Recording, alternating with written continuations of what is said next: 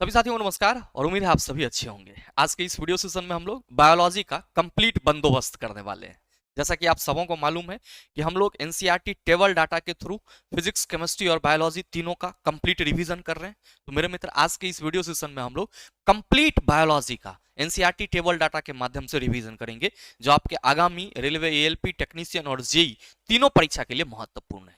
ध्यान में रखिएगा, इस सेशन का जो पीडीएफ है वो आपको हमारे टेलीग्राम ग्रुप से मिल जाएगा, जिसका लिंक इस वीडियो के नीचे डिस्क्रिप्शन में डाला हुआ है। आप वहां से जाकर के पीडीएफ को एक्सेस कर सकते हैं। बहरहाल, आइए अपने सेशन की शुरुआत करते हैं और देखते हैं एग्जाम रेलेवेंट का कुछ सीख पाते हैं। मेरे मित्र, हम लोग का जो टॉपिक का श्रीगणेश होगा वो कहां से होगा? कोशिका से होगा। और ध्यान रखना, ये कोशिका चैप्टर का ही क्या है? सर फोटो है। मेरे मित्र, जब हम कोशिका की बात करते हैं, सेल की बात करते हैं, तो आप सभी क्या कहेंगे कि गुरुजी, प्रत्येक जीव की संरचनात्मक और क्रियात्मक इकाई कोशिका कहलाती है। और किसी भी कोशिका को आप देखोगे तो उसके तीन बेसिक स्ट्रक्चर दिखाई देंगे बेसिक तौर पे। कौन कौन सा? तो मेरे मित्र, अगर मान लो कि ये हमारा कोई कोशिका है, तो आप सभी ध्यान रखना कि इस कोशिका का जो सबसे बाहरी मेम्ब्रेन होगा उसको हम लोग क्या कहेंगे? प्लाज्मा मेम्ब्रेन या प्लाज्मा झिल्ली। प्लाज्मा मेम्ब्रेन या प्लाज्मा झिल्ली ये क्या करता है? तो कोशिका के जो आंतरिक पदार्थ होते हैं उसको बाह्य पर्यावरण से अलग करता है। तो सवाल पूछा गया था कि निम्न में से कोशिका का कौन सा भाग कोशिका के आंतरिक पदार्थों को बाह्य पर्यावरण से अलग करता है? आप कहेंगे प्लाज्मा झिल्ली। मेरे मित्र, कोशिका के अंदर जो तरल पदार्थ आपको देखने को मिलता है इसको हम लोग क्या कहते हैं? कोशिका द्रव यानी कि साइटोप्लाज्म कहते हैं। और साथ ही किसी भी कोशिका में जो आपको गोल संरचना देखने को मिलती है, मेरे मित्र, इस गोल संरचना को हम लोग क्या कहते हैं? केंद्रक कहते हैं। और ये क्या करता है? कोशिका के सभी कार्यों को नियंत्रित करता है। आप कोई भी कोशिका उठा लो, चाहे आप प्लांट सेल की बात कर लो, एनिमल सेल की बात कर लो, ये आपको तीन बेसिक स्ट्रक्चर देखने को मिलेंगे: कोशिका द्रव, प्लाज्मा झिल्ली और केंद्रक। अब ध्यान रखना कि जैसे जैसे साइंस डेवलप हुआ, अलग अलग वैज्ञानिकों के द्वारा कोशिका के महत्वपूर्ण भागों की खोज की गई। और मेरे मित्र, कोशिका के खोज से संबंधित कई सवाल आपके एग्जाम में पूछे जाते हैं। आप कंफ्यूज रहते हैं कि कोशिका के किस खोज से सवाल पूछा जाएगा। एनसीईआरटी में जो ये पॉइंट दिया हुआ है, इसी खोज से संबंधित आपके एग्जाम में सवाल देखने को मिलेंगे। इसके लिए आप सभी निश्चिंत रहना। पहला पॉइंट ये कहा जा रहा है कि कोशिका का सबसे पहला पता किसने लगाया? रॉबर्ट हुक ने लगाया। कब? सर 1665 में। ध्यान रखना कि कोशिका का जो सबसे पहला पता रॉबर्ट हुक ने 1665 में लगाया था। कैसे लगाया था? तो अपने द्वारा जो तैयार सूक्ष्मदर्शी था, माइक्रोस्कोप था, उसकी सहायता से। मेरे मित्र, 1674 में ल्यूवेन हॉक नामक वैज्ञानिक ने क्या करा था? सर, तालाब के जल में जीवित कोशिका की खोज की थी। तो अगर आपसे यह सवाल कर लिया जाए कि निम्नलिखित में से किस वैज्ञानिक ने तालाब के जल में सर जीवित कोशिका की खोज की? आप कहेंगे ल्यूवेन हॉक। ध्यान देना, रॉबर्ट ब्राउन ने 1831 में क्या किया था? सर, कोशिका के केंद्रक का पता लगाया था।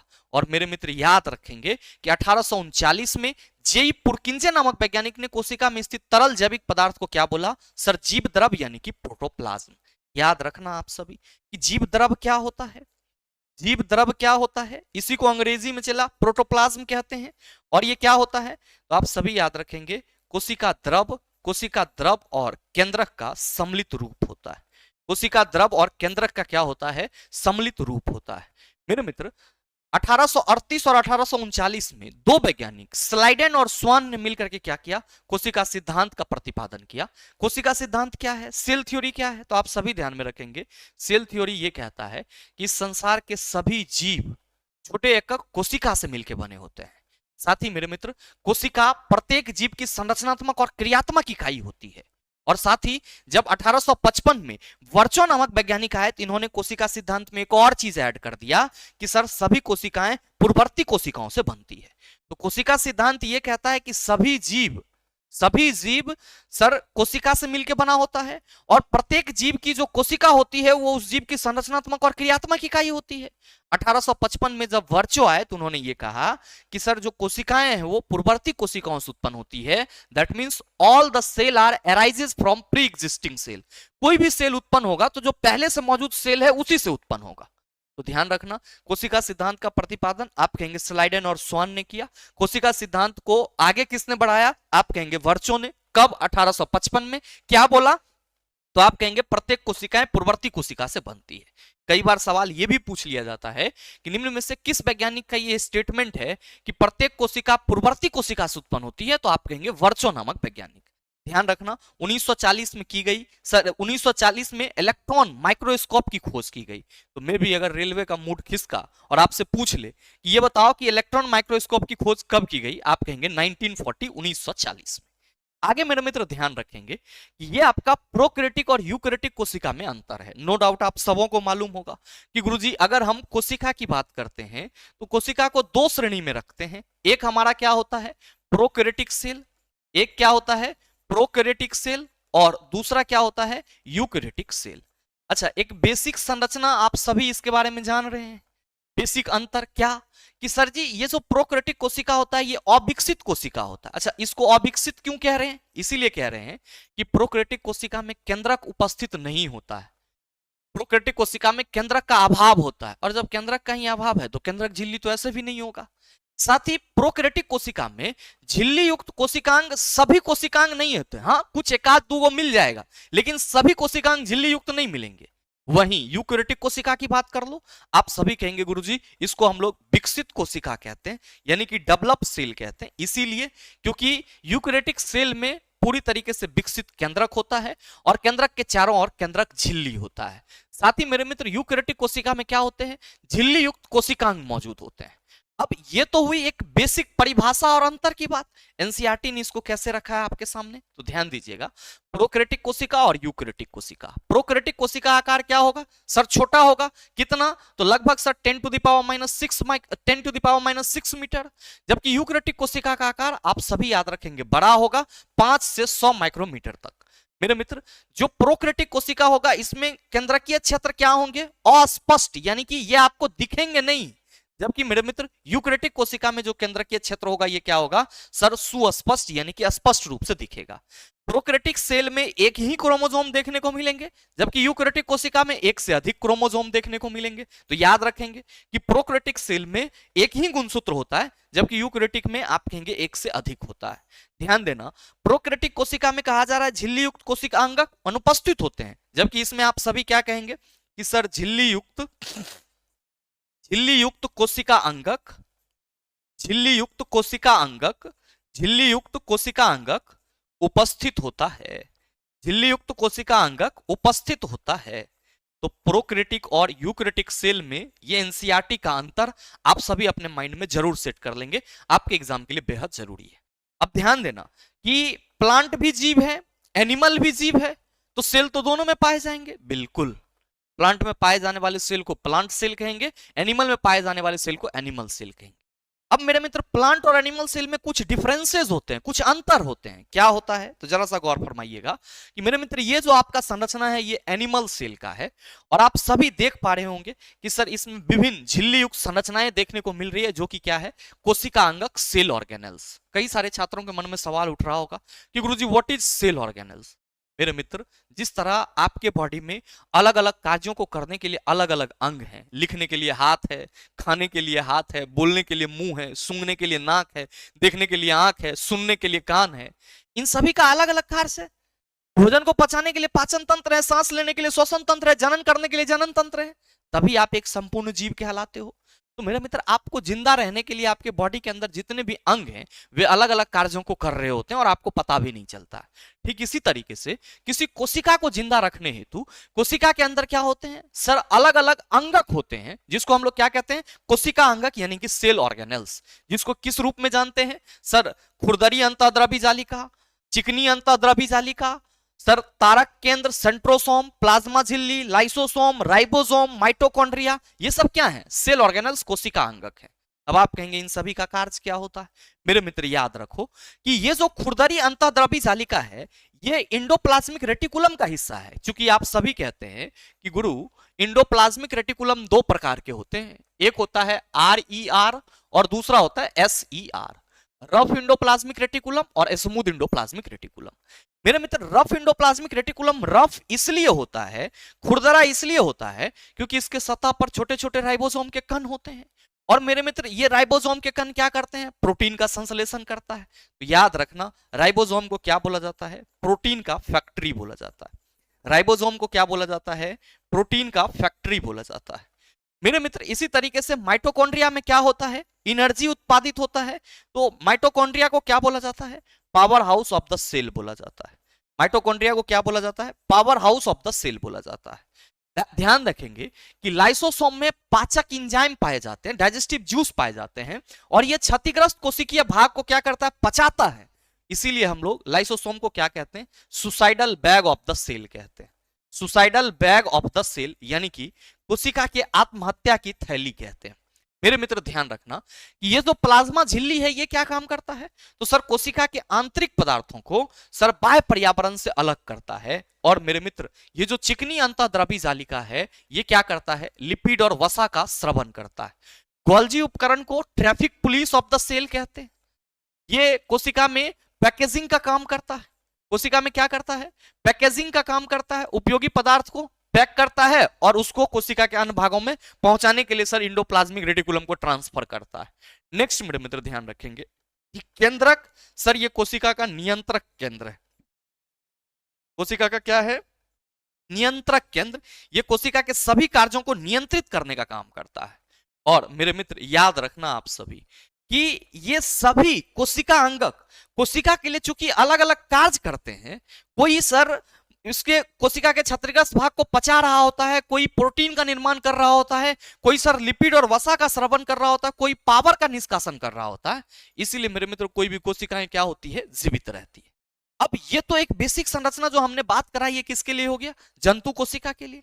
लेकिन मेरे मित्र जब आप पादप कोशिका की बात करते हैं तो आप सभी ध्यान में रखना मोटे तौर पे कि पादप कोशिका में आपको क्या मिलेंगे? प्लास्टिड मिलेंगे यानी कि लवक मिलेंगे, जबकि जंतु कोशिका में आपको लवक नहीं मिलेंगे। आप देख रहे होंगे कि पादप कोशिका में ये एक बड़ा सा एरिया दिख रहा है, इसको हम लोग क्या कहते हैं? रसधानी यानी कि वैक्यूल्स। तो पादप कोशिका की राजधानी बड़ी होती है जबकि जंतु कोशिका की राजधानी छोटी होती है। यह बात ध्यान में रखेंगे। साथ ही ध्यान में रखना कि पादप कोशिका में आपको कोशिका भित्ति देखने को मिलेगा, बोले तो सेल वॉल देखने को मिलेगा, जबकि जंतु कोशिका में सेल वॉल देखने को नहीं मिलेगा। सर सेल वॉल सेलुलोज से मिलकर बना होता है। और मेरे मित्र आप सभी ये ध्यान रखना कि पादप कोशिका में जो पाए जाने वाला प्लास्टिड यानी कि लवक है, और साथ ही साथ पादप और जंतु दोनों में पाए जाने वाला जो माइटोकॉन्ड्रिया है, इसको हम लोग क्या बोलते हैं? यूनिक सेल ऑर्गेनल्स बोलते हैं। यानी कि लवक और माइटोकॉन्ड्रिया को अद्भुत कोशिका अंगक बोला जाता है, इसीलिए क्योंकि इनके पास अपना डीएनए और राइबोसोम होता है। इसी वजह से हम लोग लवक और माइटोकॉन्ड्रिया को क्या बोलते हैं? अद्भुत सेल ऑर्गेनल्स बोलते हैं। याद रखना कि पादप कोशिका की जो राजधानी है, इसमें पादप कोशिका के लिए बहुत सारे उपयोगी पदार्थ भरे रहते हैं, जैसे कि अमीनो अम्ल हो गया, शर्करा हो गया, बहुत सारे आप कह सकते हो कि कार्बनिक अम्ल होते हैं। ये सब कहां रहते हैं? राजधानी में रहते हैं। पादप कोशिका की ये राजधानी पादप के अपशिष्ट पदार्थों का भी संचयन करता है, ये भी ध्यान में रखेंगे। साथ ही महत्वपूर्ण चीजें ध्यान में रखेंगे कि केवल पादप कोशिका में पाया जाने वाला जो लवक है ये दो प्रकार के होते हैं। एक कौन सा होता है? तो सर एक होता है आपका क्रोमोप्लास्ट। एक क्या होता है? क्रोमोप्लास्ट, जिसको हम लोग रंगीन लवक बोलते हैं। और दूसरा होता है आपका ल्यूकोप्लास्ट, जिसको हम लोग क्या कहते हैं? श्वेत लवक कहते हैं। और मेरे मित्र ये क्या करता है? कोशिका के लिए प्राथमिक संचयन का कार्य करता है। प्राथमिक संचयन का कार्य करता है मतलब आप ये कह सकते हो कि कोशिका के लिए ये स्टार्च, तेल इत्यादि का संग्रहण करता है। स्टार्च, तेल इत्यादि का क्या करता है? संग्रहण करता है। ये ध्यान में रखना। कौन? ल्यूकोप्लास्ट। इसी को क्या कहेंगे सर? श्वेत लवक कहेंगे। क्या कहेंगे? श्वेत लवक। सर क्रोमोप्लास्ट वर्णी लवक, नाम से ही स्पष्ट है कि इसमें कोई ना कोई कलर पिगमेंट होगा। जिस क्रोमोप्लास्ट में क्लोरोफिल पाया जाता है मेरे मित्र, उसको हम लोग क्या कहते हैं? याद रखना, क्लोरोप्लास्ट। क्या कहते हैं? क्लोरोप्लास्ट। और क्लोरोप्लास्ट में क्या होती है? प्रकाश संश्लेषण की प्रक्रिया शुरू से लेकर के अंत तक होती है। क्लोरोप्लास्ट में क्या होती है? प्रकाश संश्लेषण की प्रक्रिया शुरू से लेकर के अंत तक होती है। यह बात ध्यान में रखेंगे। बात बाकी के जो और संरचना देखने को मिलेंगे वो सर सेम होंगे, जैसे आपने एनिमल में देखा वैसे ही प्लांट में होगा। अंतर बस यही है कि पादप कोशिका में कोशिका भित्ति होगा जो कि जंतु कोशिका में नहीं होगा।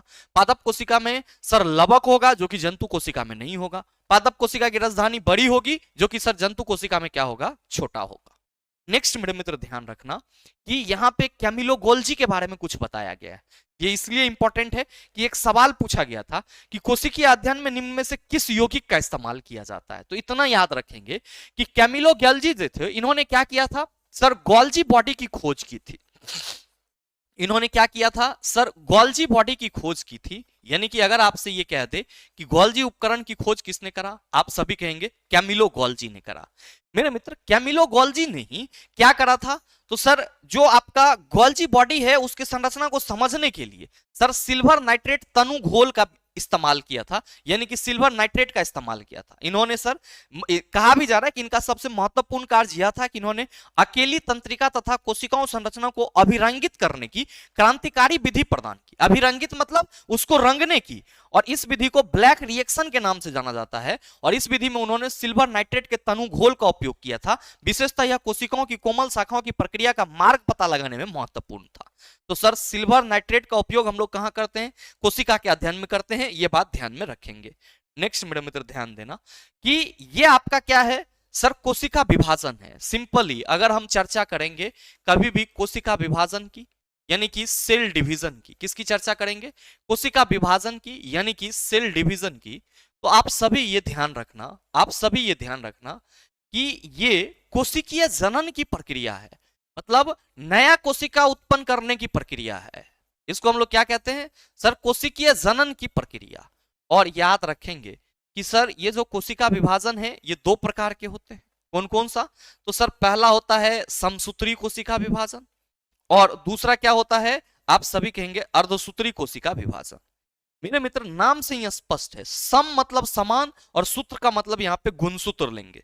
वैसा कोशिका विभाजन जिसमें गुणसूत्रों की संख्या समान हो समसूत्री कोशिका विभाजन कहलाएगी।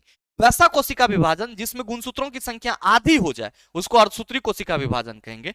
अर्ध का मतलब आधा, सूत्र का मतलब गुणसूत्र, तो वैसा कोशिका विभाजन जिसमें गुणसूत्रों की संख्या आधी हो उसको अर्धसूत्री कोशिका विभाजन कहेंगे। मेरे मित्र याद रखेंगे, आप सभी देख पा रहे होंगे कि समसूत्री कोशिका विभाजन में चूंकि यहां भी 4 गुणसूत्र है और प्रत्येक संतति कोशिका में क्या है, 4 ही गुणसूत्र हैं, लेकिन संतति कोशिका कितनी है, 1 और आप कहेंगे 2।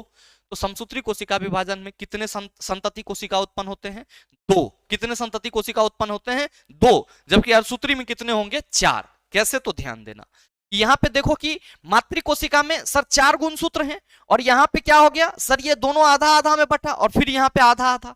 तो जो अर्धसूत्री कोशिका विभाजन होता है इसमें गुणसूत्रों की संख्या आधी हो जाती है। और याद रखना कि इसमें संतति कोशिका की संख्या कितनी होगी, 1 2 3 और 4। तो सवाल पूछा गया था कि समसूत्री कोशिका विभाजन में संतति कोशिका की संख्या कितनी होती है, आप कहेंगे 2। अर्धसूत्री कोशिका विभाजन में संतति कोशिका की संख्या कितनी होती है, आप कहेंगे 4। मेरे मित्र याद रखना कि अर्धसूत्री कोशिका विभाजन में आप देख रहे होंगे कि यहाँ पे अर्धसूत्री विभाजन 1 और अर्धसूत्री विभाजन 2 लिखा हुआ है। तो कई बार सवाल ये भी पूछ लिया जाता है कि अर्धसूत्री कोशिका विभाजन निम्नलिखित में से कितने चरणों में होती है, आप कहेंगे 2 चरणों में होती है, अर्धसूत्री विभाजन 1 और अर्धसूत्री विभाजन 2। अब मेरे मित्र ध्यान देना, अगला है आपका कि सर ये पादप है, यानी कि आप कह सकते हो कि प्लांट का डायग्राम है, और इसमें शीर्षस्थ विभोज्योतक उत्तक, जिसको हम लोग क्या कहते हैं, एपिकल मेरिस्टेम, शीर्षस्थ विभोज्योतक उत्तक, अंतर्विष्ट विभोज्योतक उत्तक और पार्श्वस्थ विभोज्योतक उत्तक की चर्चा की गई है। अब सवाल ये है कि गुरुजी अब हम लोग क्या उत्तक की बात करेंगे, बिल्कुल आप सबों को मालूम होगा कि कोशिकाओं का जो समूह होता है उसी को हम लोग टिश्यू यानी कि उत्तक कहते हैं। और जाहिर सी बात है कि भाई मेरे पादप में जो उत्तक मिलेंगे उसको पादप उत्तक कहेंगे, और जंतु में जो उत्तक मिलेंगे उसको हम लोग क्या कहेंगे, आप सभी कहेंगे गुरुजी जंतु उत्तक कहेंगे।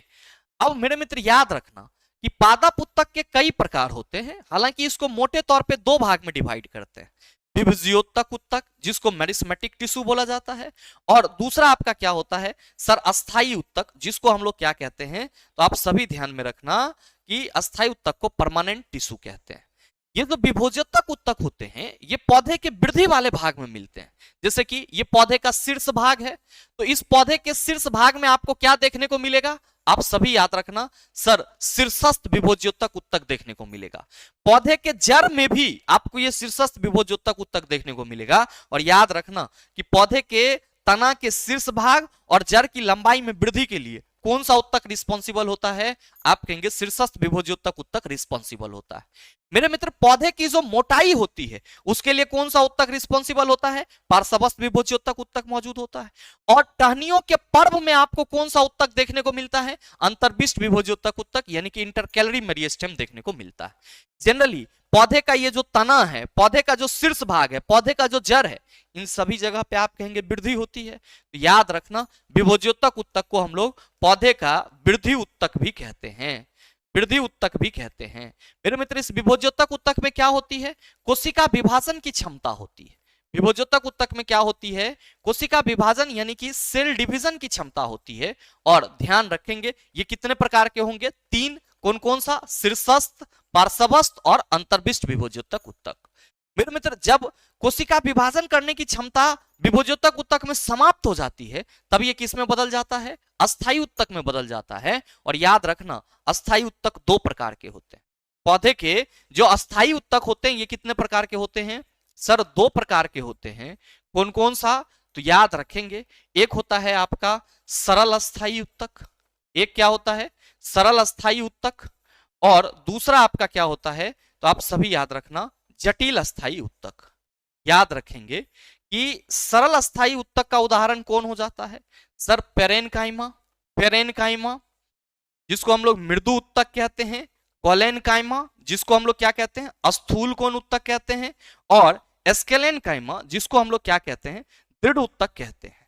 मेरे मित्र जटिल अस्थायी उत्तक में जाइलम आ जाता है, और क्या आ जाता है, आप कहेंगे फ्लोएम आ जाता है, जाइलम और फ्लोएम। अब ध्यान देना आप सभी यहाँ पे कि ये जो आपका पेरेनकाइमा, कोलेनकाइमा और एस्केलेनकाइमा है, इसकी संरचना आपको कैसी दिखेगी। तो मेरे मित्र पेरेनकाइमा मृदु उत्तक की संरचना आपको कुछ इस तरीके से दिखेगी, मृदु उत्तक की संरचना कुछ इस तरीके से दिखेगी। याद रखेंगे कि जो मृदु उत्तक होती है इसका मेन काम भोजन का संग्रहण करना है। ये जो मृदु उत्तक है ये क्या करता है, भोजन का संग्रहण करता है। और साथ ही मेरे मित्र याद रखना कि मृदु उत्तक की कोशिका भित्ति पतली होती है। मृदु उत्तक की कोशिका भित्ति क्या होती है, याद रखेंगे पतली होती है, और इसमें अंतरकोशिकीय स्थान सर्वाधिक होता है। मृदु उत्तक में अंतरकोशिकीय स्थान क्या होता है, आप सभी याद रखना कि सर सबसे ज्यादा होता है, सर्वाधिक होता है। और प्राइमरी फंक्शन इसका क्या है, आप कहेंगे भोजन का संग्रहण करना।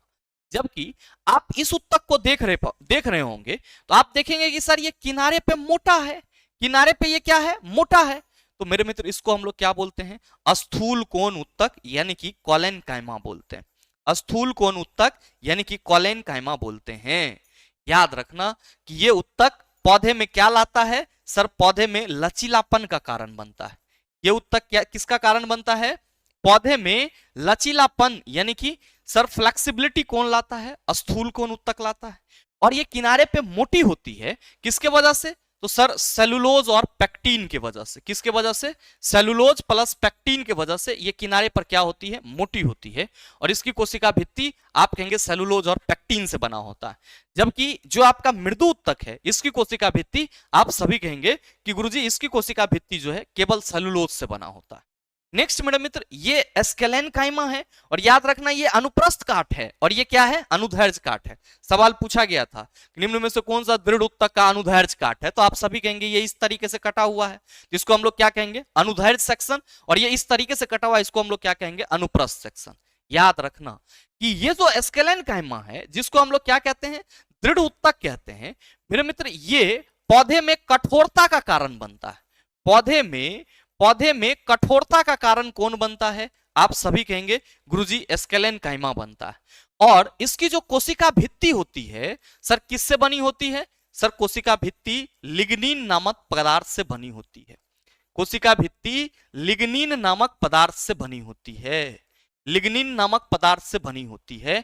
और इसी लिग्निन पदार्थ के चलते जो पौधे का सर कह सकते हो कठोर हिस्सा होता है वो हार्ड लगता है आपको।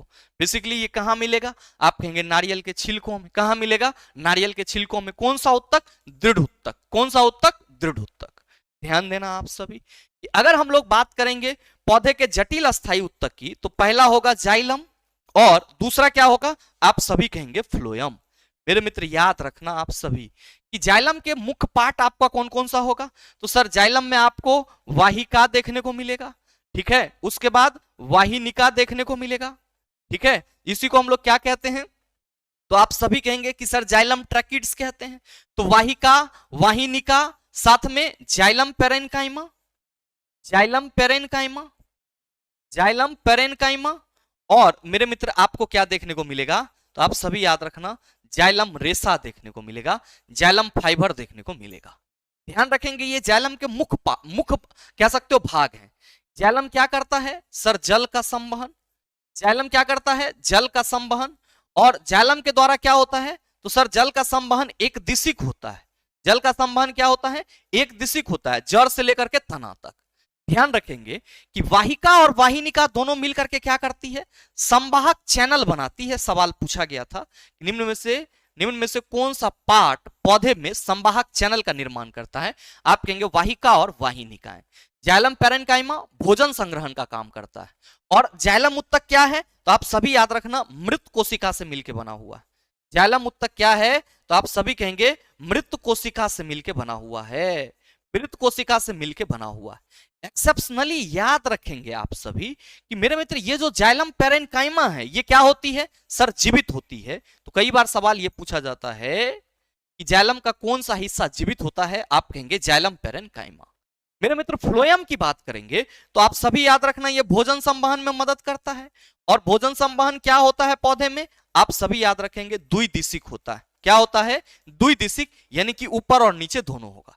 क्योंकि भोजन बनेगा पौधे के पत्ती में, तो जाहिर सी बात है कि मेरे मित्र पौधे के जड़ को भी जरूरत होगा और पौधे के तना को भी जरूरत होगा।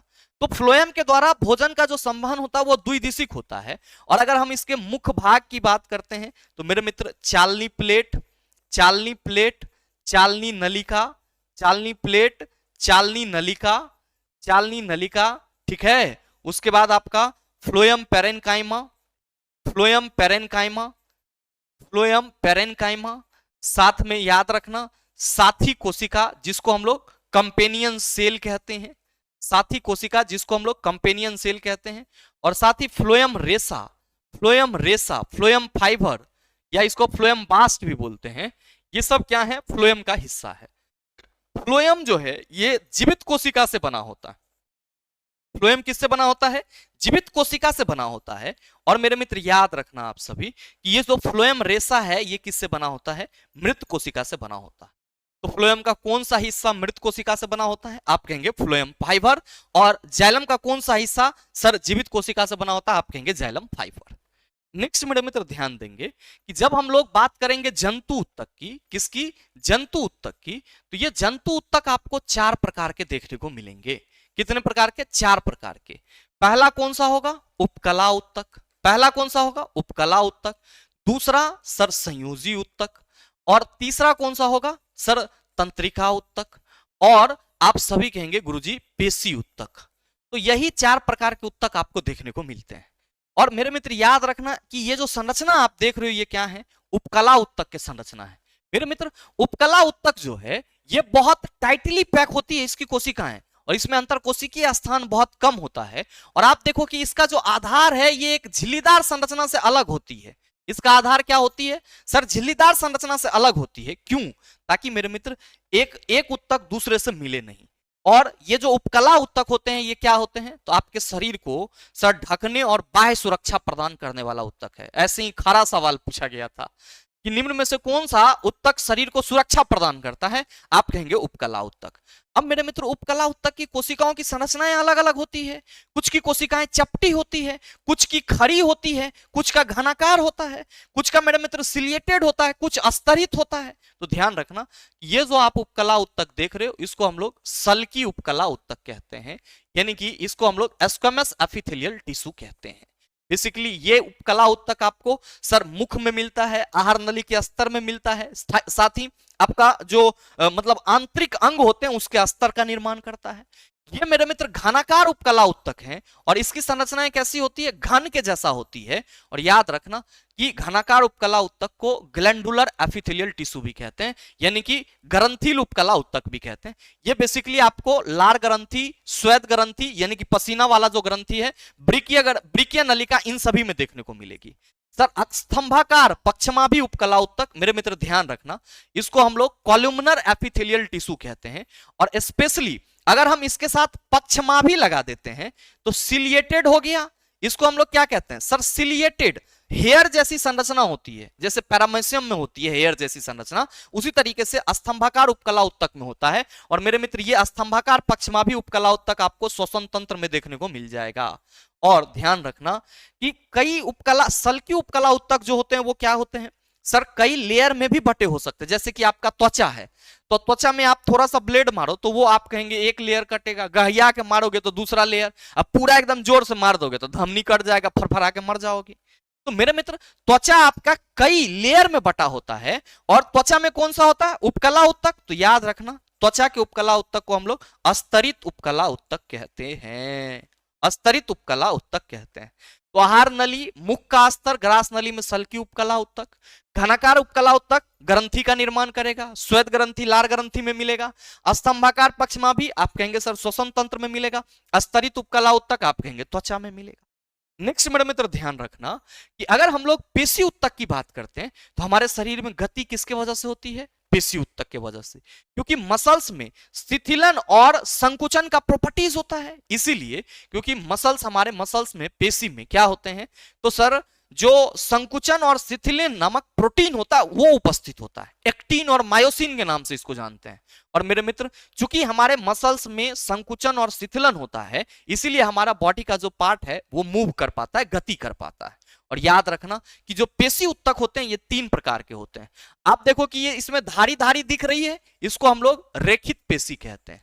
भाई साहब याद रखिएगा, इसी रेखित पेशी को ऐच्छिक पेशी भी बोला जाता है, ऐच्छिक पेशी भी बोला जाता है। और भाई साहब इसी रेखित पेशी को कंकाली पेशी भी बोला जाता है, ये ध्यान में रखना। सबसे महत्वपूर्ण चीज जो सवाल पूछा गया था कि इसकी संरचना कैसी होती है, बेलनाकार होती है। मेरे मित्र इसमें शाखा नहीं होता है, शाखा आप कहेंगे कोई ब्रांच नहीं होता है गुरुजी। साथ में इसमें केंद्रक आपको बहुत सारा मिलेगा, यानी कि ये क्या होते हैं, बहुनाभिकीय होते हैं, एक से अधिक केंद्रक होता है। सर ऐच्छिक पेशी इसको इसलिए बोलते हैं क्योंकि ये हमारे ऐच्छिक अंगों में पाया जाता है। और जो हमें हाथ पैर को मूव कराना होता है, ये सारी चीजें आप सभी कहते हैं रेखित पेशी के द्वारा हो पाता है। क्योंकि इसको हम कंकाली पेशी भी बोलते हैं, इसीलिए क्योंकि ये हमारे सर कंकाल तंत्र के साथ जुड़ा हुआ रहता है।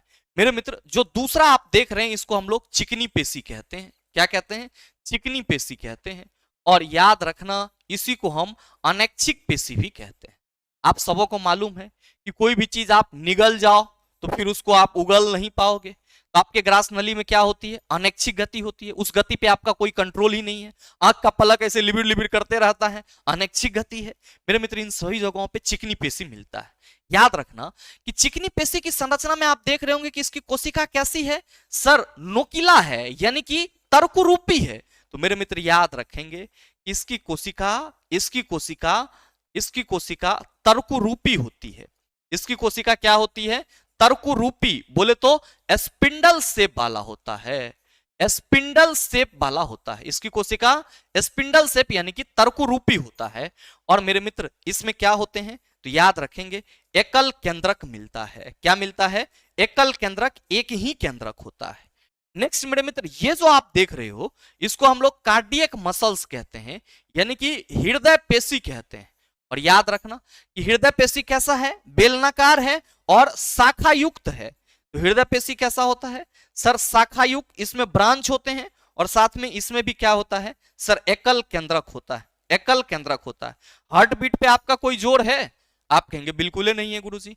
तो मेरे मित्र याद रखेंगे कि हृदय पेशी क्या है, अनैच्छिक पेशी का उदाहरण है। हृदय पेशी क्या है, अनैच्छिक पेशी का उदाहरण है, ये बात ध्यान में रखना। हृदय पेशी अनैच्छिक पेशी का उदाहरण है। नेक्स्ट मेरे मित्र ध्यान देंगे कि ये आपका क्या है, आप सभी कहेंगे गुरुजी तंत्रिका उत्तक। क्या है, तंत्रिका उत्तक। याद रखना इसकी संरचना से कई सवाल आपके एग्जाम में पूछे गए थे।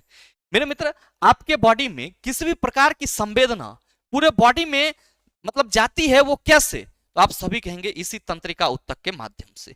तंत्रिका उत्तक किससे बनी होती है, न्यूरॉन नामक कोशिका यानी कि नर्व सेल से बनी होती है। अब इसकी अपनी कुछ संरचना होती है। क्या होती है संरचना, ध्यान रखना ये जो गोल जैसी संरचना दिख रहे हो और इससे ये छोटा छोटा आप प्रवर्ध इस तरीके से देख रहे हो, इसको हम लोग डेंड्राइट यानी कि द्रुमाक्ष बोलते हैं। डेंड्राइट यानी कि द्रुमाक्ष बोलते हैं। और मेरे मित्र ये जो गोल संरचना देख रहे हो इसको हम लोग केंद्रक बोलते हैं। और ध्यान रखना कि इस पूरे संरचना को हम लोग कोशिकाकाय यानी कि सेल बॉडी या साइटोस्टोम बोलते हैं। मेरे मित्र जो लंबा प्रवर्ध होता है इस तरीके से, इसको हम लोग तंत्रिका अक्ष यानी कि एक्सोन बोलते हैं, ठीक है। और यहां पे जो आप देख रहे हो कि ये इस तरीके से और ये इस तरीके से, ये इस तरीके से, और इसको हम लोग तंत्रिका अंत एक्सोन टर्मिनल बोलते हैं। सर ये कार्य क्या करता है? मेरे मित्र ये जो डेंड्राइट्स होते हैं ये क्या करते हैं सर? बाह्य पर्यावरण से संवेदना को ग्रहण करते हैं। संवेदना कहाँ आता है? इस सेल बॉडी में आता है। अब इस सेल बॉडी में जो संवेदना है वो इलेक्ट्रिकल इंपल्स में बदलता है और मेरे मित्र एक्सोन के माध्यम से ये साइटोस्टोम सेल बॉडी से क्या हो जाता है? दूर हो जाता है। तो मेरे मित्र ये जो न्यूरॉन की संरचना है इसको एज इट इज आप अपने माइंड में रखिएगा, आपके लिए बेहद जरूरी। नेक्स्ट ध्यान दीजिएगा, ये आपका जो प्लांट का लीफ है उसकी संरचना है। इससे संबंधित सवाल पूछे गए थे कि निम्न में से कहां पे आपका हरित लवक होगा, कहां पे आपका वायु कोष होगा। तो आप सभी ध्यान में रखना कि अगर हम किसी पत्ती को अनुप्रस्थ रूप से काटते हैं तो हम ये पाएंगे कि जो हमारा पत्ती है उसके ऊपर में जो ये संरचना देखने को मिलेगी उसको हम लोग ऊपरी बाह्य त्वचा कहेंगे। और ध्यान रखना कि ये वाली संरचना जो गोल गोल आप देख रहे हो ऊपरी बाह्य त्वचा है, इसके ऊपर में क्या होता है? मोमी क्यूटिकल। ये वाला जो लेयर है ये मोमी क्यूटिकल होता है। मेरे मित्र जो नीचे आपको इस तरह से गोल गोल संरचना दिख रही है इसको हम लोग निचली बाह्य त्वचा कहते हैं। तो अगर आपके डायग्राम में इस तरह का संरचना दिखे तो आप समझ जाएंगे कि ये ऊपरी बाह्य त्वचा है और ये निचली बाह्य त्वचा है। अब ध्यान देना कि यहां पे आप ये वाली संरचना देख रहे होंगे, इसको द्वार कोशिका यानी कि गार्ड सेल कहते हैं। द्वार कोशिका यानी कि गार्ड सेल कहते हैं। और ये जो गैप दिख रहा है इसको हम लोग वायु कोष कहते हैं। और ये जो आपको गोल गोल जैसी संरचना देखने को मिल रही है इसको हम लोग हरित लवक यानी कि क्लोरोप्लास्ट कहते हैं। तो कोई भी प्लांट के लीफ का अनुप्रस्थ काट होगा तो वो कुछ इसी तरीके से दिखेगा। बस इसके जो इंपॉर्टेंट पार्ट हैं वो आपके माइंड में जरूर होना चाहिए। नेक्स्ट मेरे मित्र ध्यान देना कि ये सबलित पत्ती है। याद रखना सवाल पूछा गया था कि निम्न में से किस प्रकार के पौधे में सबलित पत्ती पाई जाती है। तो याद रखना कि सबलित पत्ती आपको करोटन किस में मिलेगा? करोटन या फिर मनी प्लांट जैसे पौधों में मिल जाएगा। क्रोटन और मनी प्लांट के जो पत्ती होती है उसको हम लोग क्या कहते हैं? सबलित पत्ती कहते हैं। क्या कहते हैं? सबलित पत्ती। आप कहेंगे ये नीला रंग का है। तो मेरे मित्र इस पत्ती के थ्रू क्या किया गया है? मंड परीक्षण यानी कि स्टार्च का परीक्षण किया गया। हालांकि आपके लिए केवल जरूरी यही है कि सबलित पत्ती निम्नलिखित में से किस पौधे में पाई जाती है। आपके ऑप्शन में करोटन था तो आप उत्तर दे देंगे, करोटन न रहे मनी प्लांट रहे तो भी आप उत्तर दे देंगे। नेक्स्ट मेरे मित्र ध्यान रखना कि ये जो आप देख रहे हो इसको हम लोग एस्टोमाटा कहते हैं। और याद रखना आप सभी कि यहां पे जो ऑप्शन ए है ये ओपन एस्टोमाटा है। क्या है? Open stomata. इसको हम लोग खुला रंध्र कहते हैं। और ये देख रहे होंगे आप इसको हम लोग क्या कहते हैं सर? क्लोज्ड एस्टोमाटा कहते हैं। क्या कहते हैं? क्लोज्ड एस्टोमाटा यानी कि बंद रंध्र कहते हैं। मेरे मित्र याद रखना कि एस्टोमाटा में जो ये गार्ड सेल है जैसे ही इसमें पानी इंटर करता है ये फूल जाता है और ये क्या होता है सर? खुल जाता है। तो पानी इंटर करने से आप सभी कहेंगे गार्ड सेल के फूलने से एस्टोमाटा क्या होती है? खुल जाती है। लेकिन जब पानी एस्टोमाटा से निकल जाता है तो आप सभी कहते हैं ये गार्ड सेल सिकुड़ जाता है तो एस्टोमाटा बंद हो जाता है। याद रखना कि ये एस्टोमाटा पौधे के पत्ती के लीफ में पाया जाता है जो वाष्पोत्सर्जन तथा गैसीय विनिमय में पौधे के लिए बहुत आप कह सकते हो कि हेल्पफुल होता है। जो पौधे में गैसों का विनिमय होता है पत्ती के माध्यम से वो किसके सहारे? इसी एस्टोमाटा यानी कि रंध्र के सहारे। जो वाष्पोत्सर्जन की प्रक्रिया होती है वो सर इसी रंध्र के सहारे। तो ये बात ध्यान में रखेंगे। नेक्स्ट मेरे मित्र आप सभी याद रखेंगे कि अगर हम अमीबा में पोषण की बात करेंगे तो आप सभी कहेंगे सर अमीबा में तीन तरीके से पोषण होगा। पहला क्या होगा? तो आप सभी कहेंगे अंतर्ग्रहण, और फिर क्या होगा? पाचन, और फिर क्या होगा? अवशोषण। ठीक है, तो पाचन, अवशोषण और इजेकुलेशन वहीं पे वो छोड़ देगा। तो मेरे मित्र जब अमीबा के आसपास में कोई भोज मटेरियल आता है यानी कि खाद्य कण आते हैं तो अमीबा का जो बॉडी होता है वो क्या करता है? अपने आप को फैला करके उस फूड मटेरियल्स को घेर लेता है। जैसा कि आप सभी देख पा रहे होंगे ये क्या बन गया? खाद्य रिक्तिका यानी कि फूड वैक्यूल्स। अब यहाँ पे अमीबा के बॉडी से सर जो डाइजेस्टिव एंजाइम होते हैं वो रिलीज होते हैं। वो इसको पचाकर इसमें जो उपयोगी पदार्थ होते हैं उसको अवशोषित कर लेता है, बाकी भोज्य कण को ऐसे ही छोड़ देता है। तो अमीबा में पोषण कुछ इसी तरीके से होता है। अंतर्ग्रहण, अवशोषण और आप क्या कहेंगे? बहिष्करण। ये तीन चरणों में निपट जाता है। लेकिन हम जैसे जंतुओं में आप सभी कहेंगे 5 चरणों में पूरा होता है। अंतर्ग्रहण होता है, फिर पाचन होता है, फिर अवशोषण होता है, फिर स्वांगीकरण होता है, और फिर क्या होता है, तो आप सभी कहते हैं सर फिर इजेक्शन यानी कि बहिष्करण होता है। मेरे मित्र याद रखना आप सभी कि अगर हम मानव में पाचन तंत्र की बात करते हैं तो पाचन तंत्र कहां से स्टार्ट हो जाता है, हमारे मुख गुहा से। मुख गुहा में लार ग्रंथि होती है जो लार का स्रवण करता है। लार में केवल 1% एंजाइम होता है और वो एंजाइम किसका पाचन करता है, स्टार्च का पाचन करता है। मेरे मित्र ध्यान रखना कि लार में जो एंजाइम होते हैं वो केवल और केवल 1% होता है, 99% तो जल ही होता है। तो 1% एंजाइम जो है वो किस नाम से जाना जाता है, तो सर टाइलिन और लाइसोजाइम के नाम से जाना जाता है। ठीक है, अब ध्यान रखना कि टाइलिन अलग एंजाइम है, इसको एमाइलेज भी कहते हैं, स्टार्च के पाचन में मदद करता है। लाइसोजाइम भोजन में उपस्थित हानिकारक जीवाणु को मारता है। अब भोजन को आप मुंह से चिबाते हो, जो आपके जिह्वा है वो भोजन में क्या करता है, लार को अच्छी तरीके से मिक्स करता है, और जिह्वा यानी कि जीभ भोजन को निगलने में मदद करता है। तो जब भोजन को आप अच्छी तरीके से चिबा लेते हो तो ये कहां चला आता है, सर ये ग्रसिका यानी कि ग्रास नली के माध्यम से ये हमारे अमाशय में आ जाता है। मेरे मित्र हमारे इस जगह पे आ जाता है जहां पे सर जो भोजन में प्रोटीन है उसका पेप्सिन की सहायता से पाचन होता है। इसी अमाशय में क्या होती है सर, जठर ग्रंथि, और ये जठर ग्रंथि क्या करती है, आप सभी कहते हैं जठर रस का स्रावन करती है। और इस जठर रस में क्या होता है, आप सभी कहते हैं HCl होता है, फिर क्या होता है, पेप्सिन होता है, और क्या होता है, आप सभी कहते हैं सर श्लेष्मा यानी कि म्यूकस होता है। पेप्सिन प्रोटीन का पाचन करता है। अब मेरे मित्र जो ये अम्लीय है, जब जैसे ही यहाँ पे अमाशय में भोजन आता है तो भोजन अमाशयी अम्ल की सहायता से क्या हो जाता है, आप सभी कहते हैं अम्लीय।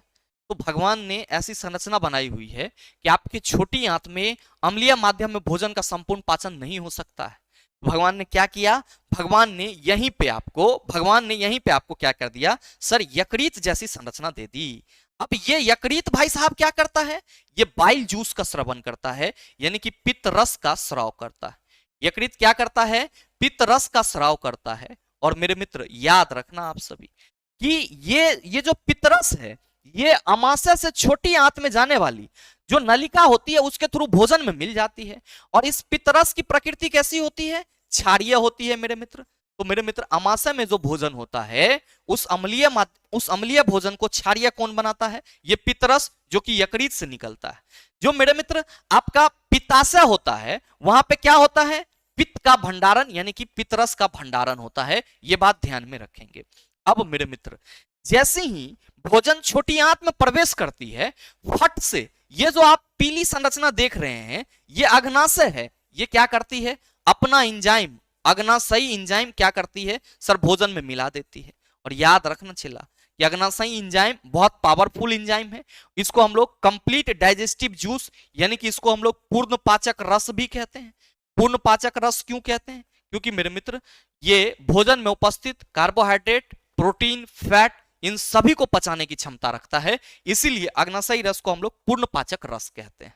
अब अग्नाशयी रस और पित्तरस मिला हुआ भोजन जब आपके छोटी आंत में आता है तो मेरे मित्र छोटी आंत में क्या होता है, आप सभी कहेंगे भोजन का संपूर्ण पाचन होता है। भोजन का क्या होता है, संपूर्ण पाचन। अब छोटी आंत में ही विली जैसी संरचना होती है जिसको हम लोग रक्षांकुर बोलते हैं। वो क्या करता है, पाचित भोजन को अवशोषित करता है, और जो अपचा भोजन होता है वो कहां चला आता है, आपके लार्ज इंटेस्टाइन यानी कि बृहद आंत में, और टाइम टू टाइम गुदा द्वारा आपके बॉडी से बाहर हो जाता है। याद रखना परिसेशिका ये क्या है, अपेंडिस है, और ये आपके बॉडी का क्या है, वेस्टिकल ऑर्गन। आपके बॉडी में इसका कोई उपयोग नहीं है, और इसीलिए आप देखते होंगे कि कई लोग बोलता है कि हमारा अपेंडिस का ऑपरेशन हुआ है। तो सर अपेंडिस हो गया, आपके मुंह में पाया जाने वाला विस्डम टीथ, बुद्धि दंत, ये आपके बॉडी का वेस्टिकल ऑर्गन है, यानी कि इसका आपके बॉडी में कोई उपयोग नहीं है। ये बात ध्यान में रखना। नेक्स्ट मेरे मित्र याद रखेंगे कि ये यहाँ पे डायफ्राम की संरचना दी गई है। तो आप सभी याद रखना कि हमारा बॉडी जो है वो 3 क्षेत्र में बटा हुआ है। छाती से ऊपर वाला जो ये एरिया है इसको थोरैकिक कैविटी कहते हैं, जिसको वक्ष गुहा बोला जाता है। और मेरे मित्र जो छाती से नीचे का एरिया है जहां पे पेट है आपका, इसको एब्डोमिनल कैविटी यानी कि उदर गुहा बोलते हैं। और पेट से नीचे का जो एरिया है उसको हम लोग पेल्विक एरिया बोलते हैं। क्या बोलते हैं, पेल्विक एरिया बोलते हैं। याद रखना सवाल पूछा जाता है कि जो वक्ष गुहा और उदर गुहा है यानी कि एब्डोमिनल कैविटी और एब्डोमिनल कैविटी उदर गुहा जहां पे आपका पूरा का पूरा पाचन तंत्र है, और साथ ही साथ जो थोरेकिक कैविटी वक्ष गुहा है, इस दोनों को किसके द्वारा अलग किया जाता है? डायफ्राम के द्वारा अलग किया जाता है। तो अगर आपसे ये सवाल पूछा जाए कि थोरेकिक कैविटी और जो एब्डोमिनल कैविटी है, इस दोनों को अलग कौन करता है? आप सभी कहेंगे गुरुजी डायफ्राम करता है। ठीक है, नेक्स्ट मेरे मित्र ध्यान देना कि नेक्स्ट है आपका दंत क्षरण।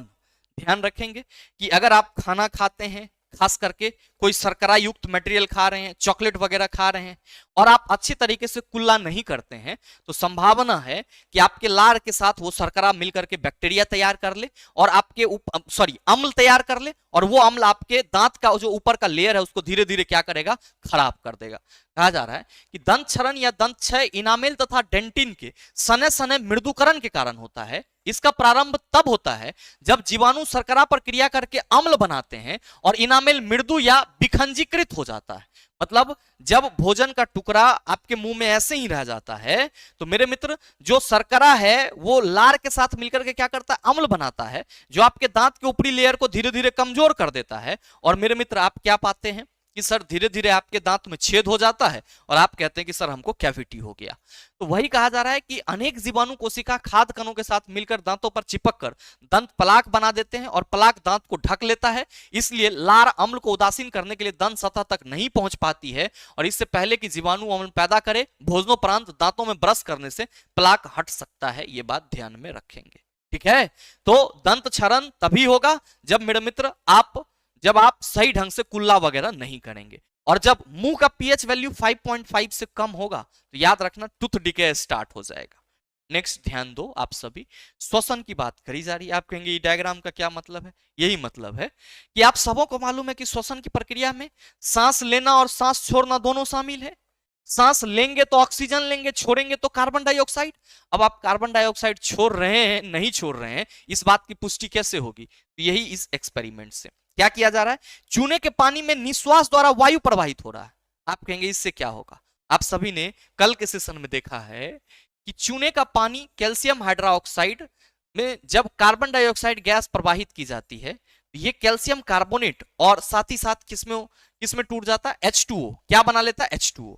अब इस कैल्शियम कार्बोनेट बनने के चलते सर जो चूने में होती है वो आप क्या कहते हो सर? चमक आ जाती है। तो अगर मान लो कि इस बीकर में हमारा चूने का पानी है, तो चूने का पानी क्या होगा? मलिन होगा। क्या होगा? मलिन होगा।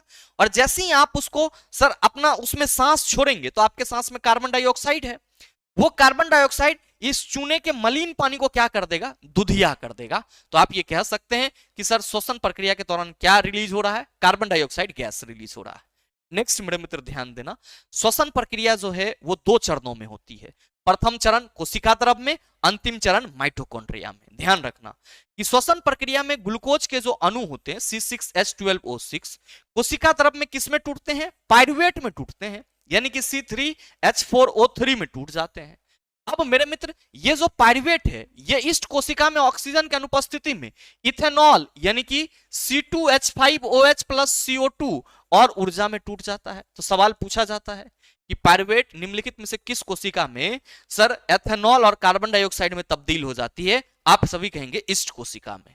नेक्स्ट मेरे मित्र ध्यान में रखेंगे कि हमारे पेशी कोशिका में ये पायरुवेट जो है ये किस में टूट जाता है? लैक्टिक अम्ल और एनर्जी में टूट जाता है, और इसी लैक्टिक अम्ल के निर्माण के चलते हमारे पेशी कोशिका में क्या होता है? सर दर्द होता है। और मेरे मित्र ऑक्सीजन की उपस्थिति में माइटोकॉन्ड्रिया में यही पायरुवेट क्या होता है? Sir carbon dioxide CO2 H2O और सर ATP में टूट जाता है। इस ATP को हम लोग क्या कहते हैं? ऊर्जा का मुद्रा कहते हैं। क्या कहते हैं? ऊर्जा का मुद्रा कहते हैं। इसी ATP को हम लोग चला जैव ऊर्जा यानी कि बायो एनर्जी भी कहते हैं। यह बात ध्यान में रखना। नेक्स्ट मेरे मित्र ध्यान देंगे आप सभी ATP के बारे में कुछ महत्वपूर्ण बातें जिससे सवाल पूछे जाते हैं। पहला चीज कि अधिकांश कोशिकीय प्रकर्मों के लिए ATP क्या है? आप कहेंगे सर इसका फुल फॉर्म क्या होता है? Adenosine triphosphate. चला क्या होता है इसका फुल फॉर्म? आप सभी कहेंगे एडिनोसिन ट्राइफॉस्फेट। Adenosine triphosphate. ध्यान रखना कि अधिकांश कोशिकीय प्रकर्मों के लिए ATP क्या है? ऊर्जा का मुद्रा है। और कह रहा है कि श्वसन प्रक्रम में मोचित ऊर्जा का उपयोग ADP तथा अकार्बनिक फॉस्फेट से ATP अणु बनाने में किया जाता है। तो अगर आपसे ये सवाल पूछा जाए कि श्वसन प्रक्रिया में मोचित ऊर्जा का उपयोग निम्न में से किसके निर्माण में किया जाता है, आप कहेंगे एडीपी तथा अकार्बनिक फॉस्फेट से एटीपी अणु बनाने में किया जाता है। मेरे मित्र ध्यान रखना, आप सभी कहा जा रहा है कि अंतरोष्मी प्रक्रम कोशिका के अंदर तब इसी एटीपी का उपयोग क्रियाओं के परिचालन में करते हैं। जल का उपयोग करने के बाद एटीपी में जब अंतःस्थ फॉस्फेट सहलंगता खंडित होती है तो 30.5 किलोजूल पर मोल के तुल्य ऊर्जा मोचित होता है। सवाल ये पूछा गया था कि जल का उपयोग करने के बाद एटीपी में जब फॉस्फेट का विखंडन होता है तो कितना ऊर्जा मुक्त होता है, आप सभी कहेंगे सर 30.5 किलोजूल पर मोल। कितना? 30.5 किलोजूल पर मोल। ये बात ध्यान में रखेंगे। कहा जा रहा है कि सोचिए कैसे एक बैटरी विभिन्न प्रकार के उपयोग के लिए ऊर्जा प्रदान करती है। यह यांत्रिक ऊर्जा, प्रकाश ऊर्जा, विद्युत ऊर्जा और इसी प्रकार अन्य के उपयोग में लाई जाती है। इसी तरह कोशिका में एटीपी का उपयोग पेशियों के सिकुड़ने, प्रोटीन संश्लेषण, तंत्रिका आवेग का संचरण आदि अनेक क्रियाओं के लिए किया जाता है। तो एटीपी का उपयोग कहां कहां होगा? आप सभी कहेंगे पेशियों को सिकुड़ने, प्रोटीन संश्लेषण, तंत्रिका आवेग का संचरण, इन सभी क्रियाओं में एटीपी का उपयोग किया जाएगा। नेक्स्ट मेरे मित्र ध्यान दो, ये आपका श्वसन है। जिस तरह आप सभी सर पाचन के लिए अलग अलग पाचन तंत्र का अंग देखे, उसी तरीके से श्वसन तंत्र की अगर हम लोग बात करते हैं तो श्वसन तंत्र में आप सांस कहां से लेते हैं? सर आप कहेंगे नासाद्वार से। कहां से? नासाद्वार। इसको हम लोग नॉस्ट्रिल्स बोलते हैं। और मेरे मित्र याद रखना ये नासाद्वार किससे कनेक्ट होता है? सर ये श्वास नली से कनेक्ट होता है। इस श्वास नली में उपास्थि के वलय होते हैं जो श्वास नली को सर पिचकने से रोकता है, यानी कि निपतित होने से रोकता है। अब ये श्वास नली सर हमारे लंग्स में बट जाता है, जो 2 फेफड़ा है उसमें, और ये ब्रोंचियोल्स में बटता है, और फिर आगे चल करके ये सर छोटी छोटी सर इस तरह से बैलून जैसी संरचना कुपिका में बदल जाता है। और ये कुपिका क्या करती है? तो सर ज्यादा हवा आपके बॉडी के अंदर जा पाए, ज्यादा वायु आप ले पाओ, इसके लिए एक बड़ा सतह तैयार करता है। याद रखना, नासाद्वार, श्वास नली, फुफ्फुस यानी कि लंग्स, सर एलोवेली, श्वसनिका, श्वसनी, ये सब के सब क्या है? सर श्वसन तंत्र का हिस्सा है। नेक्स्ट मेरे मित्र ध्यान देंगे, कुपिका के बारे में कहा जा रहा है कि यदि कुपिका की सतह को फैला दिया जाए तो यह लगभग 80 वर्ग मीटर क्षेत्र ढक लेगी। क्या आप अनुमान लगा सकते हैं कि आपके अपने शरीर का सतही क्षेत्रफल कितना होगा? विचार कीजिए कि विनिमय के लिए विस्तृत सतह उपलब्ध होने पर गैसों का विनिर्माण कितना दक्ष हो जाता है। यदि हमारे शरीर में विसरण द्वारा ऑक्सीजन गति करती तो हमारे फुफ्फुस से ऑक्सीजन के एक अणु को पैर से अंगुष्ठ तक पहुंचने में अनुमानतः 3 वर्ष का समय लग जाता। अब सोचो कि चूंकि आपके बॉडी में जो ऑक्सीजन है वो हीमोग्लोबिन के साथ मिलकर के सर पूरे शरीर में दौड़ते रहता है, ऑक्सी हीमोग्लोबिन के रूप में। आप कहते हो सर बड़ा अच्छा लग रहा है, सांस ले रहे हैं, जिंदा हैं। लेकिन सोचो कि अगर आपके शरीर में पौधे की तरह विसरण प्रक्रिया के थ्रू गैस एक जगह से दूसरी जगह पहुंचता तो आप अभी सांस लेते और वो 3 साल बाद आपके अंगूठा तक पहुंचता, तब तक पता चलता कि सब इधर हो गया है, सराद बरकी सब। हवा नहीं होगा, सांस नहीं होगा तो मरियन जाओगे चिल्ला। 3 साल में हवा पहुंचेगा तो मतलब समझ रहे हो क्या स्थिति होगा। तो कहा जा रहा है कि यदि आपके शरीर में विसरण द्वारा ऑक्सीजन गति करता तो सर पैर से लेके आपका मतलब पैर के अंगुष्ठ तक, जो फेफड़ा से पैर के अंगूठा तक ऑक्सीजन पहुंचता, उसमें लगभग 3 साल का समय लग जाता। तो कुपिका एलोवेली जो गुब्बारे जैसी संरचना है उसका काम क्या है? तो सर विस्तृत श्वसन सतह का निर्माण करना। नेक्स्ट ध्यान दो कि ये मेरे मित्र आपका परिवहन तंत्र का सबसे महत्वपूर्ण भाग, केंद्रीय पंपंग, सेंट्रल पंपिंग ऑर्गन, आप कहेंगे हृदय है। याद रखना कि हमारे बॉडी में उपयोगी पदार्थ को एक जगह से दूसरी जगह पहुंचाया जाता है, और ये काम कौन करता है? परिवहन तंत्र करता है। हमारे बॉडी में परिवहन तंत्र कौन है? तो आप कहेंगे सर रक्त, रक्तवाहिका, रक्तवाहिनिकाएं और हृदय, ये मिलकर के क्या करते हैं? परिवहन तंत्र का निर्माण करते हैं। अब हृदय यानी कि हार्ट को सेंट्रल पंपिंग ऑर्गन बोला जाता है, और हम लोग के हार्ट में 4 चैम्बर होते हैं। ठीक है, 4 चैम्बर कौन कौन सा? तो बायां आलिंद, बायां निलय, और फिर दायां आलिंद, दायां निलय। याद रखना आप सभी कि मेरे मित्र जो हार्ट है उसका जो बायां आलिंद और बायां निलय है, इसके थ्रू क्या होता है? सर शुद्ध रक्त का वहन होता है। और ये जो दायां आलिंद और दायां निलय है ये अशुद्ध रक्त को कंट्रोल करने में लगा हुआ रहता है। कैसे? तो याद रखना कि चूंकि हमारे संपूर्ण शरीर से अशुद्ध रक्त को फेफड़ा तक कौन पहुंचाता है? सर सिरा पहुंचाता है। और शुद्ध रक्त कहां आता है? आप सभी कहते हैं बायां नीले में, किसके सहारे? फुफ्फुसिया सिरा के सहारे। तो जो पल्मोनरी आर्टरी है ये अपवाद है, ये क्या करता है? शुद्ध रक्त का वहन करता है। क्या करता है? शुद्ध रक्त का वहन करता है। किससे? तो हमारे फेफड़ा से, किसमें? बायां आलिंद में। फुफ्फुसिया सिराएं आप कहेंगे शुद्ध रक्त का वहन करता है। फुफ्फुसिया धमनी अपवाद है जो अशुद्ध रक्त का वहन करता है। ऐसे धमनी आप कहेंगे शुद्ध रक्त का वहन करेगा, सिरा अशुद्ध रक्त का वहन करेगा। मेरे मित्र ये जो फुफ्फुसिया धमनी, फुफ्फुसिया सिरा है, इससे रक्त बायां आलिंद में होता है, आता है। जब यहाँ कॉन्ट्रैक्ट होता है तो ये सारा रक्त किस में आ जाता है? बायां नीले में। और ये बायां नीले से पूरा का पूरा रक्त धमनी में चला जाता है, जो कि शरीर के हर एक भागों में पहुंच जाता है। सर अशुद्ध रक्त जो है वो आपका क्या होता है? सर शरीर के निचले भाग से, महाशिरा से, किस में आता है? सर दायां आलिंद में आता है। और फिर वो कंट्रैक्ट होकर के दायां नीले में जाता है और ये कहां पहुंच जाता है? लंग्स में पहुंच जाता है। याद रखना, शरीर की सबसे बड़ी धमनी महाधमनी माना जाता है। और ये जो आप ऊपर वाली संरचनाएं देख रहे हो, इसको हम लोग शरीर का ऊपरी भाग यानी कि शरीर का ऊपरी महाशिरा कहते हैं। और महाशिरा जो भी है आप सभी क्या कहेंगे कि गुरुजी ये अशुद्ध रक्त को कलेक्ट करता है बॉडी के हर एक पार्ट से। नेक्स्ट ध्यान देना आप सभी कि रक्तदाब क्या होता है। याद रखेंगे कि जो रक्तदाब है वो रुधिर वाहिकाओं की भित्ति के विरुद्ध जो दाब लगता है उसको हम लोग रक्तदाब कहते हैं। और ये जो रक्तदाब है ये सिराओं की अपेक्षा धमनी में क्या होता है? बहुत अधिक होता है। समान रक्तदाब, normal blood pressure, normal BP कितना होता है चला? नॉर्मल बीपी 120/80 होता है। ठीक है, नॉर्मल बीपी क्या होता है? 120/80। मेरे मित्र 120 को हम लोग अनुशीतलन दाब, सिस्टोलिक प्रेशर कहते हैं, सिस्टोलिक प्रेशर कहते हैं। और 80 को हम लोग क्या कहते हैं? सर इसको हम लोग अनुशीतलन कह रहे हैं। 120 को हम लोग प्रकुंचन दाब कहते हैं। और यहां पे ये प्रकुंचन दाब होगा, सिस्टोलिक प्रेशर होगा चला, प्रकुंचन दाब। और जो 80 है ये क्या होगा? आप सभी याद रखना, अनुशीतलन दाब। क्या होगा? अनुशीतलन दाब। इसको डायस्टोलिक प्रेशर कहते हैं। और ये क्या है? एक स्वस्थ मनुष्य का नॉर्मल ब्लड प्रेशर है। मेरे मित्र याद रखेंगे कि रक्तदाब को किससे मापा जाता है? एस्फिग्नोमैनोमीटर से मापा जाता है। किससे मापा जाता है? एस्फिग्नोमैनोमीटर से मापा जाता है। और उच्च रक्तदाब को हम लोग क्या कहते हैं? हाइपरटेंशन यानी कि तनाव कहते हैं। ये ध्यान में रखेंगे।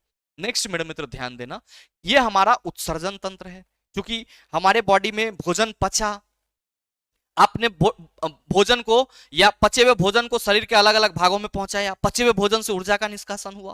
तो इन सभी मेटाबॉलिज्म प्रोसेस के दौरान क्या होता है? तो आप सभी कहते हैं हमारे शरीर में कुछ ऐसे मटेरियल भी तैयार होते हैं जो हमारे शरीर के लिए हार्मफुल होते हैं, अपशिष्ट होते हैं। उसको शरीर से बाहर निकालने के लिए भगवान ने आपके बॉडी में उत्सर्जन तंत्र दिया है, जिसमें मेन तंत्र क्या है? सर ये किडनी, जो कि सीम के बीज की तरह दिखता है। ये किडनी कहां होगा? आपके रीढ़ के हड्डी के दोनों तरफ, बाएं और दाएं। याद रखना, उत्सर्जन तंत्र में आपके बॉडी में एक जोड़ा क्या होगा? ब्रिक होगा, यानी कि किडनी होगा। और ये मुख्य उत्सर्जी अंग है। यूरिन का निर्माण यहीं पे होता है, ब्लड का फिल्ट्रेशन यहीं पे होता है। मेरे मित्र इस किडनी से दो इस तरीके से क्या होते हैं सर? आप सभी याद रखेंगे, दो इस तरीके से मूत्रवाहिनी होते हैं जो कि किससे जुड़े हुए रहते हैं? मूत्राशय से, यानी कि यूरिनरी ब्लैडर से। और मेरे मित्र किडनी में बने हुए यूरिन को कहां ले आ जाता है? यूरिनरी ब्लैडर यानी कि मूत्राशय में। और इस मूत्राशय से मूत्र मार्ग कनेक्ट होता है जो बॉडी से क्या करता है? टाइम टू टाइम यूरिन को बाहर करता है। याद रखना आप सभी कि किडनी की संरचनात्मक और क्रियात्मक इकाई क्या होती है? आप सभी कहेंगे नेफ्रॉन, जिसको हम लोग क्या कहते हैं? वृक्काणु कहते हैं।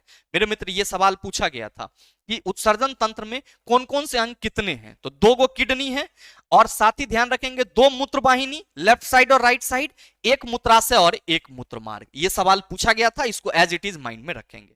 अच्छा, किडनी के संरचनात्मक और क्रियात्मक इकाई की बात करेंगे तो ध्यान रखना ये होगा, इसी को हम लोग वृक्काणु बोलते हैं। और इसका जो ये वाली संरचना है इसको हम लोग क्या कहते हैं? याद रखेंगे सर, इसको हम लोग बोमेन कैप्सूल यानी कि बोमेन संपुट कहते हैं। ध्यान रखना, ये प्याले जैसी संरचना है। और मेरे मित्र इसमें क्या होता है? आप सभी कहेंगे कोशिकाओं का गुच्छ होता है, जिसको हम लोग ग्लोमेरुलर्स बोलते हैं। क्या बोलते हैं? ग्लोमेरुलर्स। और ये क्या करता है? आप कहेंगे ग्लोमेरुलर फिल्ट्रेशन का काम करता है, जो कि यहां पे जो फिल्ट्रेशन होता है वो क्या होता है? उच्च दाब पर होता है।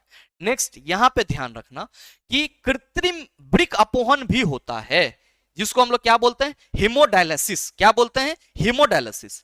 मेरे मित्र जब किसी कारण से आपका प्राकृतिक किडनी काम करना बंद कर देता है, तब डॉक्टर के द्वारा क्या किया जाता है, हीमोडायलिसिस किया जाता है। किसके थ्रू? तो एक मशीन के थ्रू, जिसको हम लोग क्या कहते हैं, आप सभी कहेंगे कृत्रिम वृक्क कहते हैं। कहा जा रहा है कि उत्तरजीविता के लिए वृक्क जैव अंग है, यानी कि किडनी जैव अंग है। कई कारण, चाहे संक्रमण हो, आघात हो, इससे वृक्क में क्या होता है, ब्लड का प्रवाह कम होता है, जो कि किडनी की क्रियाशीलता को कम कर देता है, जिससे आपके शरीर में विषैले अपशिष्ट संचित हो जाते हैं और संभवतः आपकी मृत्यु भी हो सकती है। अगर किडनी आपके बॉडी में फिल्ट्रेशन का काम ना करे तो संभव है कि आपकी मृत्यु भी हो सकती है। ऐसे अवस्था में व्यक्ति को क्या किया जाता है, वृक्क के अक्रिय होने की अवस्था में कृत्रिम वृक्क का उपयोग किया जाता है, जो कि एक कृत्रिम वृक्क नाइट्रोजनी अपशिष्ट उत्पादों को रुधिर से अपोहन डायलिसिस द्वारा निकालने की एक युक्ति है। मेरे मित्र ध्यान में रखेंगे इससे संबंधित कुछ मुख्य बातें, वो ये कि कृत्रिम वृक्क बहुत सी अर्धपारगम अस्तर वाली नलिकाओं से युक्त होती है और ये नलिकाएं अपोहन द्रव से भरी टंकी में लगी होती है और इस द्रव का प्रसारण दाब रुधिर जैसा होता है। तो अगर आपसे ये सवाल कर लिया जाए कि कृत्रिम वृक्क का जो अपोहन द्रव होता है उसका जो प्रेशर होता है वो किसके समान होता है, तो आप सभी कहेंगे सर जो कृत्रिम वृक्क होता है उसके डायलाइजर टैंक का प्रसारण दाब ब्लड के दाब के समान होता है। किसके समान होता है? ब्लड के दाब के समान होता है। ये बात ध्यान में रखेंगे मेरे मित्र, ध्यान देना। कहा जा रहा है कि द्रव प्रसारण का दाब, इस द्रव का प्रसारण दाब रुधिर जैसा ही होता है, लेकिन इसमें नाइट्रोजनी अपशिष्ट नहीं होते हैं। रोगी के रुधिर को इन नलिकाओं से प्रवाहित कराते हैं और इस मार्ग से रुधिर अपशिष्ट उत्पाद विसरण द्वारा अपोहन द्रव में आ जाता है। ये देखो यहाँ पे धमनी से ये इसमें रोगी जो है उसके बॉडी में इंजेक्ट किया गया और इस ब्लड को सीधे सर यहाँ पे डायलाइजर टैंक, ये बहुत सारे चयनित पारगम झिल्ली से अपोहन बिलियन जो है उससे गुजारा गया। अब मेरे मित्र फिर ये क्या होता है, तो जो आपका अशुद्ध है वो सिरा के माध्यम से बॉडी के अंदर जाता है। तो कहा जा रहा है कि शुद्धिकृत रुधिर वापस रोगी के शरीर में पंपित कर दिया जाता है, जो कि वृक्क के कार्य के समान है, लेकिन एक अंतर यह है कि इसमें कोई पुनर्अवशोषण नहीं होता है। ध्यान देना कि पुनर्अवशोषण क्यों जरूरी है। आप सभी कहते हो कि गुरुजी हमारा जो किडनी है ये 3 तरीके से परफॉर्म करता है। पहला ग्लोमेरुलर फिल्ट्रेशन, दूसरा आप सभी कहते हैं ट्यूबुलर रीएब्जॉर्प्शन, तीसरा आप कहते हैं ट्यूबुलर सेक्रेशन। मेरे मित्र फिल्ट्रेशन के बाद भी अगर फिल्टर्ड मटेरियल में कुछ उपयोगी पदार्थ होते हैं तो जो हमारे बॉडी में किडनी लगा हुआ है उसकी व्यवस्था ही ऐसे की गई है उस उपयोगी पदार्थ को अवशोषित कर लिया जाता है। लेकिन अगर आप डायलिसिस करा रहे हो तो मेरे मित्र जो उपयोगी पदार्थ है उसका अवशोषण नहीं हो पाएगा। ये बात ध्यान में रखना। ध्यान देना आप सभी कि एक स्वस्थ वयस्क में प्रतिदिन 180 लीटर आरंभिक निस्यंदन वृक्क में होता है। तो ये सवाल भी इंपॉर्टेंट है, कई बार पूछा गया, आप सभी याद रखेंगे कि एक स्वस्थ वयस्क में प्रतिदिन कितने लीटर आरंभिक निस्यंदन होते हैं। आप सभी कहेंगे 180 लीटर आरंभिक निस्यंदन होता है। नेक्स्ट मेरे मित्र ध्यान देना आप सभी, आगे क्या है, आगे है आपका सर ये प्रतिवर्ती चाप है। आप सभी ने इस चीज को फील करा होगा कि जब आप पढ़ाई कर रहे हो और अचानक से कोई लाइटर आकर के आपके बॉडी में टच करा दे, आपको गर्माहट महसूस होगी, आप वहां पे बॉडी को हटाएंगे। तो मेरे मित्र आपके बॉडी के द्वारा की गई वैसा एक्शन जो कि अचानक हो क्या कहलाता है? प्रतिवर्ती चाप रिफ्लेक्स एक्शन कहलाता है। और प्रतिवर्ती चाप कहां उत्पन्न होता है? तो याद रखना सर स्पाइनल कोड यानी कि मेरुरज्जु में उत्पन्न होता है। इसमें आपको बस इतना याद रखना है। ध्यान देंगे आप सभी कि मेरे मित्र हमारा जो ब्रेन है ये 3 पार्ट में बटा हुआ है। आप कहेंगे बिल्कुल समझ रहे हैं, कौन कौन सा? अग्र मस्तिष्क और साथ ही साथ आप सभी कहते हैं मध्य मस्तिष्क और आप क्या कहते हैं सर पश्च मस्तिष्क, जिसको हम लोग क्या कहते हैं सर पश्च मस्तिष्क में पोन्स मेडुला और जो हमारा सेरिबेलम है ये सब आ जाता है। याद रखने वाली बात ये है कि हमारे मतलब ब्रेन का जो सबसे महत्वपूर्ण भाग है वो क्या है? अग्र मस्तिष्क। हमारी जो बुद्धि है, चतुराई है, ठीक है, इसके बाद जो करुणा है, दया है, इमोशन है, ये सब अग्र मस्तिष्क में होता है। मध्य मस्तिष्क और पश्च मस्तिष्क दोनों मिलकर के क्या करते हैं? बहुत सारे अनैच्छिक क्रियाओं का नियंत्रण करते हैं। ये बात ध्यान में रखेंगे। नेक्स्ट मेरे मित्र ध्यान देना कि ये आपका पादपों के अनुवर्ती गति को दिखाता है। आप सभी को मालूम है कि पादप प्रकाश की ओर झुक जाता है, तो इसको हम लोग प्रकाशानुवर्ती गति कहते हैं। ठीक है, प्रकाशानुवर्ती गति। पादप जो है वो गुरुत्व के प्रति झुक जाता है, तो उसको हम लोग गुरुत्वानुवर्ती गति कहते हैं। गुरुत्वानुवर्ती गति कहते हैं। पादप जो है वो जल के प्रति गति दिखाता है, तो उसको हम लोग जलानुवर्ती गति कहते हैं। क्या कहते हैं? जलानुवर्ती, हाइड्रोट्रोपिज्म गति कहते हैं। मेरे मित्र पौधे रसायन के प्रति भी अपना गति दर्शाते हैं, उसको रसायनुवर्ती कहते हैं। ठीक है, तो अगर आपसे ये पूछा जाए कि पौधे में जो ट्रॉपिक मूवमेंट होती है वो किस प्रकार की गति है, तो याद रखना ये सभी गति क्या है सर, ये सभी गति दिशिक गति है, यानी कि डायरेक्शनल मूवमेंट है। क्या है? डायरेक्शनल मूवमेंट है। अब मेरे मित्र याद रखना कि पौधे का जो पार्ट प्रकाश की ओर मुड़ेगा उसको हम लोग क्या कहेंगे? प्रकाश मतलब धनात्मक प्रकाशानुवर्ती। और पौधे का जो पार्ट प्रकाश की ओर नहीं मुड़ेगा उसको हम लोग क्या कहेंगे? ऋणात्मक प्रकाशानुवर्ती। तो पौधे का जो तना होगा वो प्रकाश की ओर मुड़ेगा, तो आप कहेंगे पौधे का तना धनात्मक प्रकाशानुवर्ती प्रदर्शित करेगा। जबकि मेरे मित्र जो पौधे का जड़ होगा आप कहेंगे ऋणात्मक प्रकाशानुवर्ती प्रदर्शित करेगा। मेरे मित्र पौधे के जड़ धनात्मक गुरुत्वानुवर्ती को दर्शाएगा, जबकि पौधे का तना आप कहेंगे ऋणात्मक गुरुत्वानुवर्ती को दर्शाएगा। ये चीज आप सभी ध्यान में रखेंगे। अब ध्यान देना कि पौधे के वर्तिकाग्र, जो पुष्पी पौधे होते हैं उसके वर्तिकाग्र पर जब मेरे मित्र परागकण आता है तो पराग नलिका का निर्माण होता है। तो वर्तिकाग्र से अंडाशय तक पराग नलिका जो गमन होता है वो क्या कहलाता है? रसायनुवर्ती, यानी कि केमोट्रोपिज्म कहलाता है। ये बात ध्यान में रखेंगे। नेक्स्ट मेरे मित्र ध्यान रखना कि हमारे बॉडी में बहुत सारे ऐसे पार्ट हैं जो अलग अलग हार्मोन को स्रावित करते हैं, और इसको हम लोग इंडोक्राइन ग्लैंड्स यानी कि अंतःस्रावी ग्रंथि कहते हैं। ऐसे तो हमारे बॉडी में 3 प्रकार के ग्लैंड्स होते हैं: अंतःस्रावी ग्रंथि, बहिस्रावी ग्रंथि और मिश्रित ग्रंथि। अंतःस्रावी ग्रंथि हार्मोन का सेक्रेशन करता है, बहिस्रावी ग्रंथि एंजाइम का सेक्रेशन करता है, एंजाइम स्राव करता है, और जो मिश्रित ग्रंथि होते हैं वो हार्मोन और एंजाइम दोनों स्रावित करते हैं। मेरे मित्र याद रखेंगे कि यहां जो आपका डायग्राम दिया गया है ये क्या है सर? अंतःस्रावी ग्रंथि है, जिसमें हम लोग adrenal glands, thyroid gland, pituitary glands, pineal gland, hypothalamus gland, अग्नाशयी, ब्रिसन, इन सभी की बात करते हैं। अब ये सब क्या करते हैं? कुछ ना कुछ हार्मोन स्रावित करते हैं। सर कौन कौन से हार्मोन हैं? तो एनसीईआरटी का ये डाटा आपको याद रखना कि वृद्धि हार्मोन सर पीयूष ग्रंथि से स्रावित होती है, जिसको हम लोग पिट्यूटरी ग्लैंड्स कहते हैं, और ये सभी अंगों में वृद्धि प्रेरित करता है। थायराइड ग्रंथि आप सभी याद रखेंगे कि सर थायरॉक्सिन हार्मोन रिलीज करेगा। थायरॉक्सिन हार्मोन कौन रिलीज करेगा? थायराइड ग्रंथि, जो क्या करता है? शरीर की वृद्धि के लिए उपापचयी का नियमन करता है, यानी कि मेटाबॉलिज्म का रेगुलेशन करता है।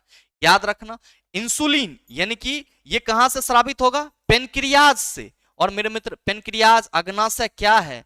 आप सभी कहेंगे मिश्रित ग्रंथि का उदाहरण है। क्यों? क्योंकि सर ये हार्मोन और एंजाइम दोनों स्रावित करता है, और ये इंसुलिन क्या करता है? रक्त में शर्करा स्तर का नियमन करता है। टेस्टोस्टेरोन आप सभी कहेंगे नर हार्मोन है, कहां से रिलीज होगा? ब्रिसन से। और ये क्या करेगा? तो आप सभी कहेंगे कि सर ये हमारे बॉडी में सर जो नर की गतिविधि होती है, या आप कह सकते हो कि सेक्सुअल मैच्योरेशन होता है, उसके लिए रिस्पॉन्सिबल होता है। याद रखना आप सभी कि अंडाशय, इससे क्या कौन सा हार्मोन रिलीज होगा? तो आप सभी कहेंगे सर इससे एस्ट्रोजन और प्रोजेस्टेरोन हार्मोन रिलीज होता है। और स्पेशली अगर हम एस्ट्रोजन हार्मोन की बात करें तो एस्ट्रोजन हार्मोन मादा लैंगिक अंगों का विकास व मासिक चक्र का नियमन करता है।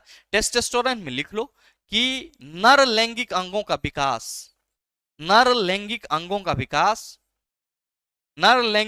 विकास किसके द्वारा होता है? आप सभी कहेंगे गुरुजी टेस्टोस्टेरोन हार्मोन द्वारा होता है। एड्रिनल ग्रंथि एड्रेनलिन हार्मोन रिलीज करता है, इसको हम लोग क्या बोलते हैं? लरो या उरो हार्मोन, ध्यान रखेंगे। और मोचक हार्मोन सर हाइपोथैलेमस ग्लैंड से रिलीज होते हैं। जो कि मेरे मित्र पिट्यूटरी ग्रंथि से हार्मोन के स्राव को प्रेरित करता है। याद रखना जिस तरह हमारे बॉडी में अलग अलग प्रकार के हार्मोन देखने को मिल रहे हैं, उसी तरीके से प्लांट के बॉडी में भी अलग अलग प्रकार के हार्मोन होते हैं। प्लांट के बॉडी में कौन कौन से हार्मोन होते हैं? तो ऑक्सीन, जो कि सर पौधे के वृद्धि हार्मोन कहलाता है। पौधे का वृद्धि हार्मोन कौन है? ऑक्सीन। जिब्रेलिन हार्मोन आप सभी कहेंगे पौधे के तना के वृद्धि में सहायक होता है। साइटोकाइनिन सर पादप हार्मोन है, कोशिका विभाजन में मदद करता है। एब्सिसिक अम्ल आप कहेंगे पौधे का वृद्धि रोधक हार्मोन कहलाता है। और एथिलीन फलों को पकाने वाला हार्मोन है।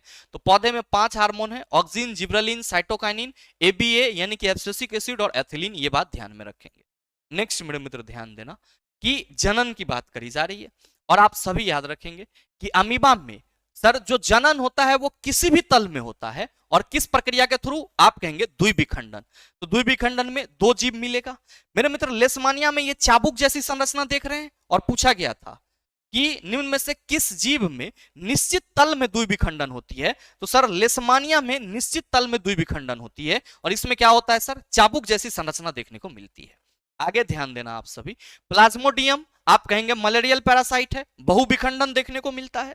साथ ही मेरे मित्र जो आपका प्लेनेरिया है इसमें आप सभी क्या कहेंगे? रीजेनरेशन, पुनरुद्भवन होता है। मेरे मित्र हाइड्रा में आप सभी कहेंगे मुकुलन प्रक्रिया होती है। और याद रखना कई बार सवाल पूछा जाता है कि निम्न में से किस जीव के द्वारा पुनर्जनन कोशिकाओं का उपयोग मुकुलन के लिए किया जाता है? आप कहेंगे हाइड्रा। हाइड्रा में रीजनरेशन और मुकुलन दोनों के थ्रू जनन होता है, ये बात ध्यान में रखेंगे। मेरे मित्र ब्रायोफाइलम में कुछ पौधे ऐसे होते हैं जिसके जड़, तना और पत्ती से नया पौधा उत्पन्न होता है, इसको वेजिटेटिव प्रोपगेशन, कायिक प्रवर्धन कहते हैं। और ब्रायोफाइलम की पत्ती से क्या होता है? नया पौधा उत्पन्न होता है। तो आप सभी याद रखना ये किस प्रकार के जनन का उदाहरण है? आप कहेंगे कायिक प्रवर्धन जनन प्रकार का उदाहरण है। नेक्स्ट मेरे मित्र उत्तक संवर्धन क्या है? जब हम लोग कृत्रिम तरीके से पौधे को क्या करते हैं? उगाते हैं। कृत्रिम तरीके से पौधे को उगाते हैं तो इसको हम लोग उत्तक संवर्धन यानी कि टिश्यू कल्चर कहते हैं। कहा जा रहा है कि उत्तक संवर्धन तकनीक में पौधे के उत्तक अथवा उसकी कोशिकाओं के पौधे को शीर्ष के वर्धमान भाग से पृथक करते हैं। मतलब पौधे का अगर हम उत्तक संवर्धन कर रहे हैं तो सर जो पौधा का हमें उत्तक संवर्धन करना है उसके किसी एक भाग को क्या करेंगे सर? काट करके लाएंगे, उसको कृत्रिम पोषक माध्यम में रखेंगे, फिर कोशिकाएं विभाजित होकर के छोटा समूह बनाएगी जिसको हम कैलस कहते हैं। उस कैलस को वृद्धि और विभेदन वाले हार्मोन में रखा जाएगा और फिर उसको मिट्टी में रोप देंगे, नया पौधा हमें मिल जाएगा। बस इतना याद रखना है कि उत्तक संवर्धन तकनीक का उपयोग किसी एकल पौधे से अनेक संक्रमण मुक्त परिस्थिति, अनेक पौधे मतलब एकल पौधे से अनेक पौधे संक्रमण मुक्त परिस्थितियों में उत्पन्न करते हैं। और बेसिकली उत्तक संवर्धन जो पौधे तकनीक है इसका उपयोग किसके लिए किया जाता है? सजावटी पौधे के संवर्धन में किया जाता है। तो सजावटी पौधे के संवर्धन में निम्नलिखित में से किस तकनीक का इस्तेमाल किया जाता है? आप कहेंगे उत्तक संवर्धन। नेक्स्ट मेरे मित्र ध्यान में रखना ये राइजोपस है और इसमें बीजाणु समासंग के थ्रू क्या होती है? जनन होती है। ये जो मेरे मित्र आप देख रहे हैं इसको हम लोग बीजाणु कहते हैं और ये स्पोरेंजिया कहलाता है जिसको हम लोग क्या कहते हैं? बीजाणु धानु कहते हैं। क्या कहते हैं? बीजाणु धानी। तो राइजोपस में किस विधि के द्वारा जनन होता है? आप सभी कहेंगे कि सर राइजोपस में बीजाणु निर्माण प्रक्रिया के थ्रू जनन होता है। याद रखना स्पाइरोगायरा का डायग्राम नहीं दिया हुआ था। स्पाइरोगायरा में क्या होता है? खंडन की प्रक्रिया होती है। स्पाइरोगायरा में क्या होता है? फ्रेगमेंटेशन यानी कि खंडन की प्रक्रिया होती है और खंडन प्रक्रिया के थ्रू ही क्या होता है? जनन होता है। नेक्स्ट मेरे मित्र ध्यान देंगे कि अगर हम लोग पुष्पी पौधे की बात करेंगे तो पुष्पी पौधे में जो जनन होगा वो किस तरीके से होगा? तो सर सेक्सुअली तरीके से लैंगिक जनन होगा। और पुष्पी पौधे के दो भाग होते हैं, एक होता है स्त्री केसर जिसके अंतर्गत वर्तिकाग्र, वर्तिका और अंडाशय आ जाता है, और दूसरा है तो मेरे मित्र पुंकेसर जिसमें परागकोश, तंतु आ जाते हैं। ध्यान रखना किसी भी फूल के चार पार्ट होंगे, स्त्री केसर, पुंकेसर के साथ साथ बाह्य दल और दल पुंज। और मेरे मित्र जिस पुष्प में ये चारों भाग होगा उसको पूर्ण पुष्प कहेंगे, जिसमें नहीं होगा उसको अपूर्ण पुष्प कहेंगे। याद रखना आप सभी कि ये जो वर्तिकाग्र हिस्सा है ये क्या होता है सर? चिपचिपा होता है और परागकण इसी वर्तिकाग्र पर आता है। जैसे ही परागकण इस वर्तिकाग्र पर आता है क्या होता है सर? पराग नलिका तैयार हो जाता है। मेरे मित्र ये परागकोश में क्या होते हैं? तो आप सभी याद रखेंगे परागकण यानी कि पॉलन ग्रेन होता है। यहां क्या होता है? परागकण यानी कि पॉलन ग्रेन। और अंडाशय में क्या होता है? आप सभी कहेंगे ओव्यूल यानी कि बीजांड होता है। नेक्स्ट मेरे मित्र ध्यान रखना कि जब पॉलिनेशन की प्रक्रिया होती है तो परागकण जैसे ही वर्तिकाग्र पर आता है तो सबसे पहले ये क्या करता है सर? पराग नलिका तैयार कर लेता है। और ये पराग नलिका परागकण को कहां लेके आ जाता है? आप कहेंगे बीजांड में यानी कि मादा युग्मक के पास अंडाशय में, और वहां पे निषेचन होता है मतलब फर्टिलाइजेशन का प्रोसेस होता है। और फिर किसका निर्माण होता है? आप कहते हैं भ्रूण का निर्माण होता है। याद रखना मेरे मित्र जो कोई भ्रूण होता है उसमें आपको जो संरचनाएं देखने को मिलेगी वो कैसे? तो ध्यान रखना कि पहला तो ये वाली जो संरचना है इसको हम लोग बीज पत्र कहते हैं, जिसमें भ्रूण के लिए क्या होता है सर? भोजन संग्रहित होता है, खाद्य संग्रहित होता है। और साथ ही जो ये वाला हिस्सा होता है इसको हम लोग परांकुर यानी कि प्ल्यूमूल कहते हैं, जिसको भावी परोह बोला जाता है। भविष्य में जाकर के यही किस में बदल जाता है? तना में बदल जाता है। और मेरे मित्र जो ये वाला हिस्सा है इसको मूलांकुर कहते हैं, जिसको हम लोग भावी जड़ कहते हैं, जो भविष्य में जाकर के किस में बदल जाता है? जड़ में बदल जाता है। और इस संरचना से भी सवाल आपके एग्जाम में पूछे गए थे कि निम्न में से परांकुर है तो आप कहेंगे ये वाला हिस्सा, मूलांकुर ये वाला हिस्सा। परांकुर तना में बदलेगा, मूलांकुर जड़ में बदलेगा। मेरे मित्र ध्यान रखना कि अगर हम लोग बात करेंगे मानवों में लैंगिक जनन की, तो नर जनन तंत्र अलग होगा, मादा जनन तंत्र अलग होगा। नर जनन तंत्र में वृषण बॉडी से बाहर होता है, क्यों? क्योंकि सर स्पर्म निर्माण के लिए हमें कम ताप की आवश्यकता होती है। और मेरे मित्र ये जो वृषण है ये क्या करता है? स्पर्म शुक्राणु का निर्माण करता है। मेरे मित्र वृषण, शुक्रवाहिनी, मूत्र नलिका, शुक्राशय, मूत्राशय, प्रोस्टेट ग्रंथि, शिशन और मूत्रमार्ग, ये सभी मिलकर के क्या करते हैं सर? नर जनन तंत्र का निर्माण करते हैं। और ध्यान रखेंगे आप सभी कि वृषण में जो स्पर्म बनता है वो इस सर एपिडेमिस के थ्रू, अधिवृषण के थ्रू क्या आता है? आप सभी कहेंगे, सॉरी अधिवृषण कह रहे हैं, अधिवृषण में वो ठहरता है और ये शुक्रवाहिनी के थ्रू यहां से कहां आता है? आप सभी कहेंगे गुरुजी आगे की ओर मूव करता है।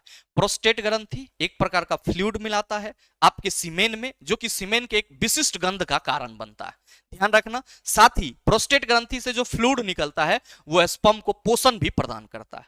मेरे मित्र जो नर जनन कोशिका है वो उसको हम लोग क्या बोलते हैं? गतिशील जनन कोशिका। नर जनन कोशिका को क्या बोलते हैं? गतिशील जनन कोशिका। और याद रखना कि जो मूत्र मार्ग है ये स्पर्म और यूरिन को बॉडी से बाहर निकालने के लिए क्या है? एक कॉमन मार्ग है। क्या है? कॉमन मार्ग है। ध्यान देंगे। फीमेल रिप्रोडक्टिव सिस्टम की बात करेंगे तो मेरे मित्र याद रखना कि ये वाली जो संरचना है ये क्या कहलाएगा? ओवरी यानी कि अंडाशय। और इस ओवरी से जुड़ा हुआ जो संरचना है इसको फैलोपियन ट्यूब कहेंगे। निषेचन की प्रक्रिया आप कहेंगे फैलोपियन ट्यूब में ही होगा। याद रखना ये दोनों ओवरी एक साथ ओवम का निर्माण नहीं करती है, दोनों अल्टरनेट में करती है। मेरे मित्र जो आपका ये वाली हिस्सा है इसको हम लोग क्या कहते हैं? गर्भाशय। और जो निषेचन के बाद भ्रूण बनता है उसका इंप्लांटेशन यही होता है। और मेरे मित्र जो गर्भाशय है वो योनि में किसके सहारे खुलता है? गर्भाशय ग्रीवा के सहारे। और मेरे मित्र इस वाले पार्ट को हम लोग क्या कहते हैं? योनि यानी कि वेजाइना कहते हैं। ध्यान रखना आप सभी कि जो निषेचन होती है मनुष्यों में वो क्या है? आंतरिक निषेचन। और ये आंतरिक निषेचन फीमेल के फैलोपियन ट्यूब में होती है। कहां होती है? फैलोपियन ट्यूब में होती है। और गर्भाशय में क्या होता है? आप कहेंगे भ्रूण का विकास होता है। क्या होता है? भ्रूण का विकास होता है। ये बात ध्यान में रखेंगे। नेक्स्ट मेरे मित्र ध्यान रखना, मेंडल साहब बहुत ही सरल सवाल इससे पूछे गए थे, बहुत खास सवाल नहीं पूछे गए थे आपके इस टॉपिक से। जॉन ग्रेगर मेंडल को आनुवांशिकी का जनक बोला जाता है और इन्होंने मटर के पौधे पे आनुवांशिक लक्षणों के लिए क्या किए थे? अध्ययन किए थे, जिसमें इन्होंने कई प्रकार का पौधा लिया, लंबा पौधा, बौना पौधा, गोल बीज वाले पौधे, झुर्रीदार बीज वाले पौधे।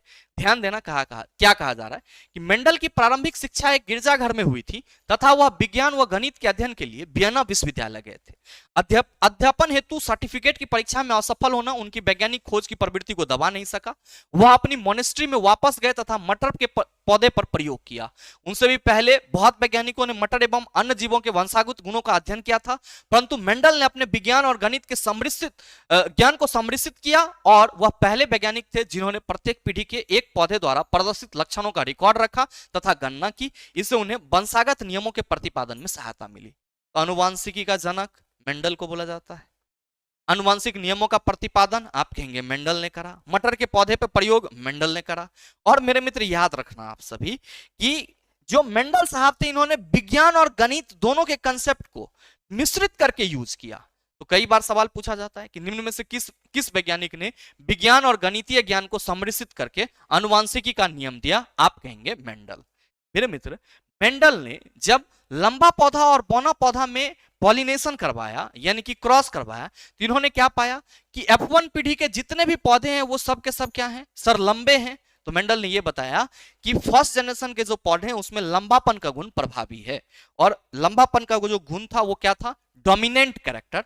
जबकि बौनापन का गुण क्या था? Recessive character. ये ध्यान रखेंगे। जब मेंडल ने F1 पीढ़ी के पौधे को क्या करवाया सर? क्रॉस करवाया तो उन्होंने क्या पाया कि लंबा पौधा, बौना पौधा, लंबा पौधा और बौना पौधा मिल रहा है और यहां पे भी लंबापन का गुण क्या है? प्रभावी है। नेक्स्ट मेरे मित्र ध्यान रखना कि लिंग निर्धारण कैसे होता है। सर घोंघा में लिंग निर्धारण आनुवांशिक रूप से नहीं होता है, कभी भी हो सकता है।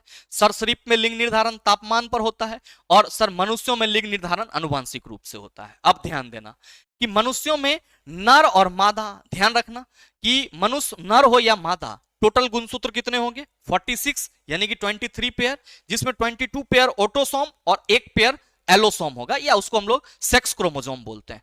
तो मनुष्यों में एक ही पेयर लिंग गुणसूत्र होता है, ये बात ध्यान में रखना। अब जो नर होंगे उसमें 2 गुणसूत्र होगा, एक्स और वाई। जो मादा होगा इसमें केवल एक ही गुणसूत्र होगा। याद रखना कि अगर युग्मज में सर पिता से एक्स गुणसूत्र मिले और माता से भी एक्स गुणसूत्र मिले तो क्या होगा, आप सभी कहेंगे संतति मादा होगा। यानी कि एक्स एक्स गुणसूत्र, आप कहेंगे संतति मादा होगा। अगर मेरे मित्र क्या हो, सर माता से एक्स गुणसूत्र मिले और पिता से वाई गुणसूत्र मिले तो याद रखना संतति नर होगा। यही क्या है सर, लिंग निर्धारण है। नेक्स्ट ध्यान रखेंगे आप सभी, ये आप क्या देख रहे हैं, आहार जाल देख रहे हैं। और यहां पे मैं इस डायग्राम को थोड़ा सा यहाँ पे छोटा करना चाहूंगा क्योंकि इससे संबंधित सवाल पूछे गए थे चला आपके एग्जाम में। निम्नलिखित में से कौन सा सर वन में आहार श्रृंखला को दर्शाता है? तो वन में पेड़ पौधा होगा, पेड़ पौधा को शाकाहारी जीव खाएगा, शाकाहारी को मांसाहारी चबा देगा।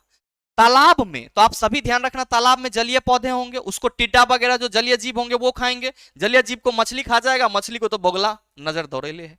वन में क्या होगा, तो सर जो पेड़ पौधा होगा, आप सभी सॉरी वन में कह रहे, घास के मैदान में जो छोटे छोटे घास होंगे उसको टिड्डा वगैरह खाएगा, टिड्डा को मेढक खाएगा, और सांप जो है मेढक को खा जाएगा, भलचर सांप को खा जाएगा।